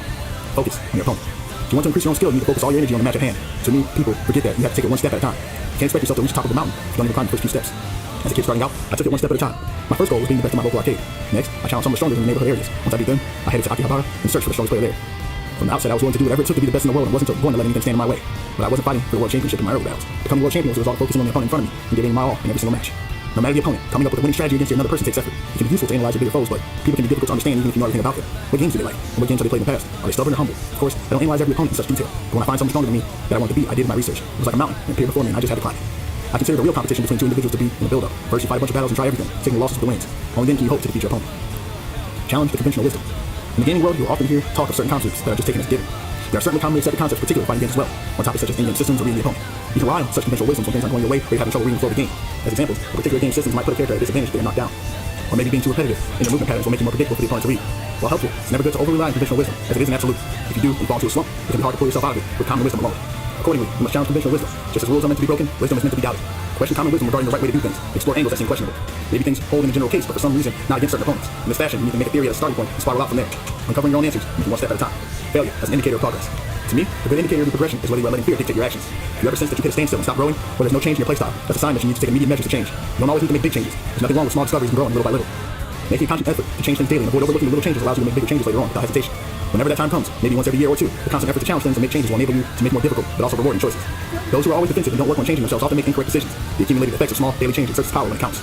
In esports, trying a new game is a good example of positive change. You know going into it that you won't win at first and it'll be painful, and yet you trudge on anyway. Those around me may wonder why the world champion is losing, and it's okay with it. As a champion, I have a target on my back, but I'm more comfortable being the challenger than I am being challenged. Being challenged is like leaving fate in someone else's hands. If you want to climb higher, at some point you have to play offensively. To me, facing an undefeated opponent is the epitome of happiness. It's tough, of course, and you won't see me grinning through the match, but the resulting self-growth is worth it. When pondering how to defeat a stronger opponent, treat it as an opportunity. If you hone your skills and get creative, that moment when you finally win will be a pleasure and reward you with change. Outside opinions don't matter. Too many people are overly concerned with what others think of them. A certain modicum of common sense matters, and respect for others, of course, is important. But if you obsess about opinions that don't actually impact your life, you lose the ability to be yourself. There are also those in the competitive world who consider aggressiveness as embarrassing. Perhaps they think that failure makes you look bad because you're trying too hard and deserve victory too much was desperate. In my opinion, fear of being seen as desperate or a failure prevents you from producing results. It's no fun pandering to others or gaining a follower. It's suffocating to go through life overly concerned with others' opinions. Please realize that people's opinions don't really matter. We get caught up thinking that we need to care because everyone else does, and that keeps us from making our own decisions. Maybe you have concerns about living without caring what others think. Maybe you've been taking the easy way this whole time, and so can't visualize your own way. Or you resign to the fact that you won't always get what you want in life. In competition, worrying about what others think is always a negative. It only keeps you from continuing to do what needs to be done. When I was young, I always believed that perseverance will lead to results. Today, I realize that there are times when you don't quit but still can produce. While your objectives and definitions of results certainly make a difference, clearly we don't always get what we want. Not just anyone can become the world champion based on persistence alone. Even so, everything is over the moment you give up. And if you worry about what others think, it's exceedingly hard not to. As soon as someone criticizes you for not producing results despite giving it your all, you'll cave to the pressure. Conversely, those with persistence can ignore what others think. They can press on in their own world, oblivious to the opinions of those around them. Not quitting isn't all it takes to produce results, but if you persevere, the day will come when you won't care what others think. I can attest to the fact that life is more fun if you ignore outside opinions. In the past 2 or 3 years, I've reached a point where I now see that praise and results are just side effects of the process. My own efforts are far more valuable. I realize now that I used to agonize over whether I was right or wrong because I lacked confidence. It took me pressing forward, strong-willed, and without being discouraged to become satisfied with my life choices, right or not. Now that I've reached that point, every day feels great. I'm happier now than any point in my life. I'm working hard at what I like. I don't worry myself with others' opinions or evaluations. Maybe that's how I've grown the most. Concentration. Another benefit of being hardened to outside opinions is the absolute concentration it allows you. Being your own person gives you the confidence to be happy with yourself, which is a fantastic source of concentration. If you ever find yourself being self-conscious about something, just think of what you do if other people's opinions didn't matter. Practicing that thing you're confident in to the point that it's almost automatic allows you to concentrate for longer. Being self-conscious about something makes you seriously consider whether you should just quit. But as long as you're not bothering anyone, there's no reason to stop if that something's really important to you. I've heard stories of others who get embarrassed if anyone sees them practicing a sport or hobby or even studying and so do it in secret. To me, they should be proud of their effort, not hide it. Young people who let what others think keep them from doing what they want are unhappy. I'm sure plenty of younger people question the importance of college and a safe career choice, or why we have to be so sensitive and tiptoe around others' feelings. Having grown up in a world that doesn't think highly of games, I know how hard it can be to brush aside the criticism of the vast majority of adults who continue to do what you like. As a kid, I constantly asked myself whether I was doing the right thing, and whether games were really all I had. I constantly wondered why I was different from the other guys. I was able to concentrate best when I ran through all the options in my head, so maybe the thinking process itself was part of what helped me concentrate. To me, ignoring others' opinions and treasuring time spent reflecting on yourself and thinking deeply is what builds concentration. In a way, maybe concentration develops out of our ability to reject outside opinion and face ourselves. Many people tell me that I'm expressionless when I play, but you'll support that. My face is deadpan like a Buddhist monk. That's proof for me of not caring what others think, the embodiment of complete focus. Choose the most competitive game. I make it a point to play the game that is most popular at the time. More players mean more competition, and popular games attract strong competitors. And people like me, those at the forefront of esports, and the level of competition in these games is an irresistible draw. Others purposely choose unpopular games. Often such people are just in for the glory, title, rank, and fame. Just wanting to be called number one even if it means you're playing a lower level game. That's what you want, go ahead. I won't say anything. In business terms, most people will say that work is about the money. It appears to me, at least, that one of those who are focused on the business or are committed to doing things in a certain way are in the minority. If you're just in it for the money, maybe you're also satisfied doing things the easy way, regardless of if you're experiencing personal growth. However, those who see business as their life purpose and not just an income source should throw themselves into the most competitive field, just as those who are looking to develop themselves through gaming. I'm proud to always play the game with the most intense competition. This means I don't play most games very long. Some I'll play for 3 or 4 years, while others I quit after about a year when they cease being most competitive. The gaming community always gets shocked when I do that. From their perspective, it seems a waste of time that I quit so quickly. To put it in RPG terms, to them it's like playing up to the end game, then quitting. Many also wonder why I insist on playing only the most competitive game at the time. My thinking is the opposite. What's wrong with always wanting to move into the most competitive game? I think those who insist on sticking with what they've built into place at low priority on self-development. Those with little ambition to try new things aren't being creative. They cling to previous accomplishments because starting a new game is scary, or because they think they only succeed by waiting for someone else to develop the good techniques and copy. You'll never surpass the top players thinking like that. I like a challenge. When a new game comes out and I can sense that it's going to be popular, it puts a smile on my face. I get excited when I know the signs that the competition is about to begin. For me, new games are an opportunity for self-discovery. There are games that I play for almost 10 years, and they do occasionally give me a new idea or two. Yet, while fun, they don't teach me anything new about myself. In the business world, maybe the 1, 2, 3 year cycle I have for games is close to that of the market changes and competition. So always stay at the top of your field. You need to keep up with the times and compete with the trends on the big stage everyone's focused on. Kudos to you if you found a niche market to conquer. But constraining yourself to that small field will keep you from breaking any new ground. Race doesn't start until you venture out and face the competition. Unless you're constantly exposed to intense competition, your ability to keep winning will deteriorate. Skill without imitation. Skill exceeding 10 can't be taught, and it can't be imitated. It's on a whole other plane. Those around you will sense that you're strong for sure, but they won't be able to pinpoint exactly what's different or wherein your strength lies. The majority of people can't even tell the difference. If you can reach that point, you won't lose at that game. When you work harder than anyone to attain levels in excess of 10, it gives you an absolute, unwavering sense of confidence. I believe that the reason my gameplay has gained such worldwide notoriety is from having skills beyond the scope of the average player's understanding. Behind all the high praise of being unbelievable, like God of fighting games, it's my feeling that most people are just in awe of something that they personally can't emulate. Conversely, even an amateur can understand what makes a 10 strong. They can see how using a particular special move or repeating a certain combo, perfecting a certain guard makes someone stronger. That kind of strength can be put into words and analyzed. The ultimate strength, however, is strong in a way that some can't even fathom. It can't be put into words, and no one can analyze it. Only those who have attained that level of strength know its secret. Therein lies the godlike strength that inspires the masses and make the crowds go wild. It's easy to show someone how to reach 10, but it's hard to describe how to attain a level higher. To make a weak at 10, I can only urge you to explore every option out there. It's not about technique or methodology. It's about how you approach games and how far you're prepared to go. I don't expect all gamers to imitate what I've done. I know more than anyone how painful and difficult it can be. I might seem strange to say this since I did it myself, but I can't recommend that you start out gaming the way I did. But if you can't settle for anything less than the best, I wish you luck. Only those who have achieved skills that can be imitated and no one else understands can never hope to be called the world's strongest. A moment of happiness. It's hard to express the joy of realizing that you've finally gone beyond 10. You feel invincible. That feeling is what gives me the conviction to stick with it until I reach my goal. Maybe that's an odd sort of motivation, but it works for me. I'm sure that most people will feel that 10 is good enough, given that going further is so hard. Personally, however, I wouldn't trade anything for the sense of fulfillment I get from the time and effort required to reach the point where the 10s can't defeat me. And that's the only time I'm ever truly happy. It never ends though. You can work hard and become strong enough to defeat all challenges, but when a new game comes out, you have to start all over again. It's not a task any sane person will choose. However, I don't play games for fun or even because I want to win. I'm thinking of things on another level. In the end, the games are just games. My true objective is self-development, and that is what motivates me. I know that despite all the painstaking effort needed to achieve near invincible levels of skill, supremacy is short-lived. That doesn't deter me, even though I only get to save it for a brief time. The joy it entails is enough to keep me going. If skill beyond 10 could last 10 or 20 years, I'm sure more people will be willing to work for it. I'm different. I can bear all the hardship for just a momentary taste of that pleasure. I really enjoyed Daigo's discussion of the importance of setting aside personal criticism and pursuing whatever it is you find important.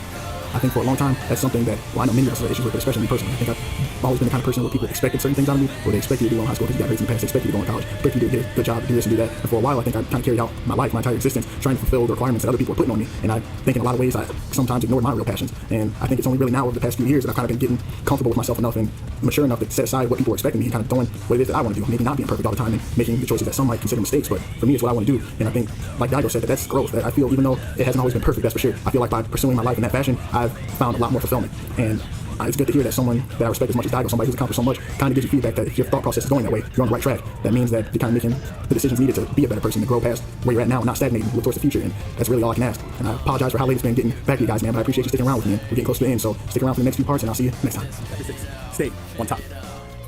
Staying in my prime. Since having entered the gaming world in my teens, I've frequently been asked when I hit my peak. My response is always, right now. Right now, I'm stronger than I've ever been. Otherwise, I wouldn't deserve being called a professional. If I can't become stronger tomorrow than I am today, I don't see the point in even trying. If I'm not continuously growing, I might as well stop competing altogether. Mike Medavoy, a respected Hollywood producer and studio executive with over 4 decades of experience, has said of films that no matter how many you've made, you're only as good as the next one. I strive to embody that remark. I've always believed I was the strongest out there and still do. Grinding in the arcades and always producing results fuels my pride, and continuously one-upping myself gives me confidence. Stay young yet hard. Out in the arcades, you can avoid playing against younger players. Whenever a new game comes out, the younger players are generally strongest at first. Young people tend to pick things up faster because, unlike veterans, they have an unassuming acceptance of new things. It's all about how open you are to new games. Those who enjoy a game for what it is are by far the strongest immediately after a new release. Enjoying the games, not winning at them, enjoying them, comes naturally when we're young. It gets harder with age and experience. Don't reject new things, accept the lessons they present at face value. If It's easy to forget this as we gain more experience and attain a certain position with age. The older and more experience you get, the more your experience shapes your thoughts. You get caught up in the past and fixed in your ways, unable to shake preconceptions. You start to consider certain things as impossible. In contrast, younger players are unshackled by their preconceptions and thus freer to grow. Their lack of cynicism allows them to decide without hesitation. A veteran player that can't maintain a spirit to learn without making excuses about changing circumstances can't beat youthful exuberance. In the ever-changing world of esports, when players my age start spouting excuses or raving about how things were back in the day, I stop listening. It's far more stimulating to play against younger players than to sit around and listen to that. It's one of the reasons I still insist on going to the arcade. One thing I have begrudgingly accepted is that longtime veterans are sometimes forced by circumstances to hang it up. It gets harder to hit the arcades with age. It gets harder to find the time or money when family situations change. We all weigh daily issues against games, and for most of us, the day comes when real life tips the scales. Being a pro gamer, for me, is different. I can immerse myself in gaming without concern. While great for me, it does come with the burden of sadly having to part ways with many great players. Play the day after winning. Clinging to past accomplishments makes us weak. Tournament wins tend to overly satisfy us. Much like how you stop studying after a final, winning can make you lax, thinking you can take a break from training. Become complacent and you stop growing. It'll also lower your peers' image of you. It would bother me if others thought I'm slacking off after winning a championship. Like everyone, I'm pleased with myself immediately after a big win, but I find my urge to slack off and instead keep my celebration short. I realize that such joys are fleeting. You can't grow while you're basking in victory. The more I start to feel satisfied with myself, the harder I try to push myself. To keep myself honest, I often wind up staying at the arcade until closing time, especially the day after winning a world championship. I'll fly back to Japan, hauling all my heavy luggage, yet still make it a point to stop by the arcade despite the jet lag and exhaustion. Going to the arcade proves to me that even champions don't win every match. Staying on top and continuing to grow is far harder and more valuable than becoming champion. Once you realize that, you'll stay grounded enough to get out there and challenge others the next day. Become even just a little complacent, and you give your next opponent a chance to close the gap between you. Unless you remain aware of the danger of being overtaken, that championship trophy is meaningless. Number 1, can never run. I've also learned from experience that you can't be satisfied with results. Throughout elementary school, I was always faster and stronger than the other kids and never lost at arm wrestling, even against kids a grade above me. I now see that I just didn't have any real competition around me, but back then, I was rather full of myself. Things were much the same in junior high. Despite me spending my time playing games and the other kids practicing sports every day, they were still no match for me in arm wrestling. I grew conceited, believing my superiority was absolute. The following year, the table started to turn. At first, when I saw them arm wrestling in the back of the classroom, I joined in with the confidence of a reigning champion. However, I wasn't eating properly because going so cut into my playing time, and it showed. I started to lose weight, while the arms of the class athletes kept getting thicker. Determined not to lose, I soon started dodging them like a coward. I was afraid of losing my advantage because I didn't have to train to attain it. If I had worked to attain that strength, losing my edge would simply mean I'd have to put my efforts up to regain it. One day, when they asked me to wrestle, I backed out. Knowing I would lose, I faked like my arm was hurting, but they saw right through my lame excuse. Tomorrow, I'd tell them, but then the next day it'd be the same. I was definitely stronger than my classmates before. Some who I had once pinned in an instant were now the strongest in the class and towering over me. This reversal of roles was a shock. I avoided wrestling the top kids themselves, but eventually, just wanting to gauge my strength, decided to target a kid that was visibly weaker, probably about the 10 strongest in the class. I was utterly outmatched. My classmates were as surprised as me. How had I gotten so weak? Naturally, I had no chance against the top kids anymore. I got pinned in front of everyone. I had become a weakling. The indifference with which I was written off was heartbreaking. It was a humiliating blow for me. Once smug in my superiority, I was ashamed of how weak I had become, and furthermore hated myself for avoiding the challenge. The memory of that crushing defeat remains etched in my mind today. About the same time, there was a similar situation building in the gaming community. The Japanese champion in one particular game was avoiding all challenges. His ability and technique were second to none, and yet after winning the championship, he was refusing to play anyway, as if he was afraid of losing. Personally, I had no desire to defeat myself. I was afraid I was looking in a mirror. Was that what I looked like to everyone when I avoided arm wrestling? The thought of it was unbearably embarrassing. I pledged to never again act so shamefully. Number 1, can't run and hide. Those close to the top can wriggle out of matches all they want, but number 1 has to be prepared to take on any challenge straight up at any time. If not, they have no right to call themselves number 1. Feeling alive. To me, continual improvement through facing challenges is what it means to be alive. Abandoning growth or momentum isn't my idea of a stimulating life, much less an enjoyable one. Always challenge yourself and make mistakes. Sure, you'll experience lows at times, but you can always recover, especially when you're young. Your energy and strength and youth ensure that you'll get back on your feet. Not that getting older means you can't make mistakes. The point is to not only make mistakes while you're young, but rather start making them. I want to keep on challenging myself and making mistakes. I hope to keep identifying my false stars in the future. I never look to repeat my mistakes and don't enjoy the lapses themselves, but I never want to fear making them. Starting your missteps from an early age is good for that. Our responsibilities increase with age, and with more responsibility comes concerns that we're one bad mistake away from losing it all. Fear of failure grows from such concerns. Get in the habit of making adjustments, misadjustments early on, however, and that process of trial and error becomes second nature. It ceases to bother you so much. There's no need to set yourself up for failure. You don't have to fail every time out. The important thing is to know that we learn from our mistakes, and that we can only learn from certain things by going to making those mistakes. Those who have hit rock bottom and recovered have a different look. You can see the power in their eyes, and you can feel their conviction. Keep climbing.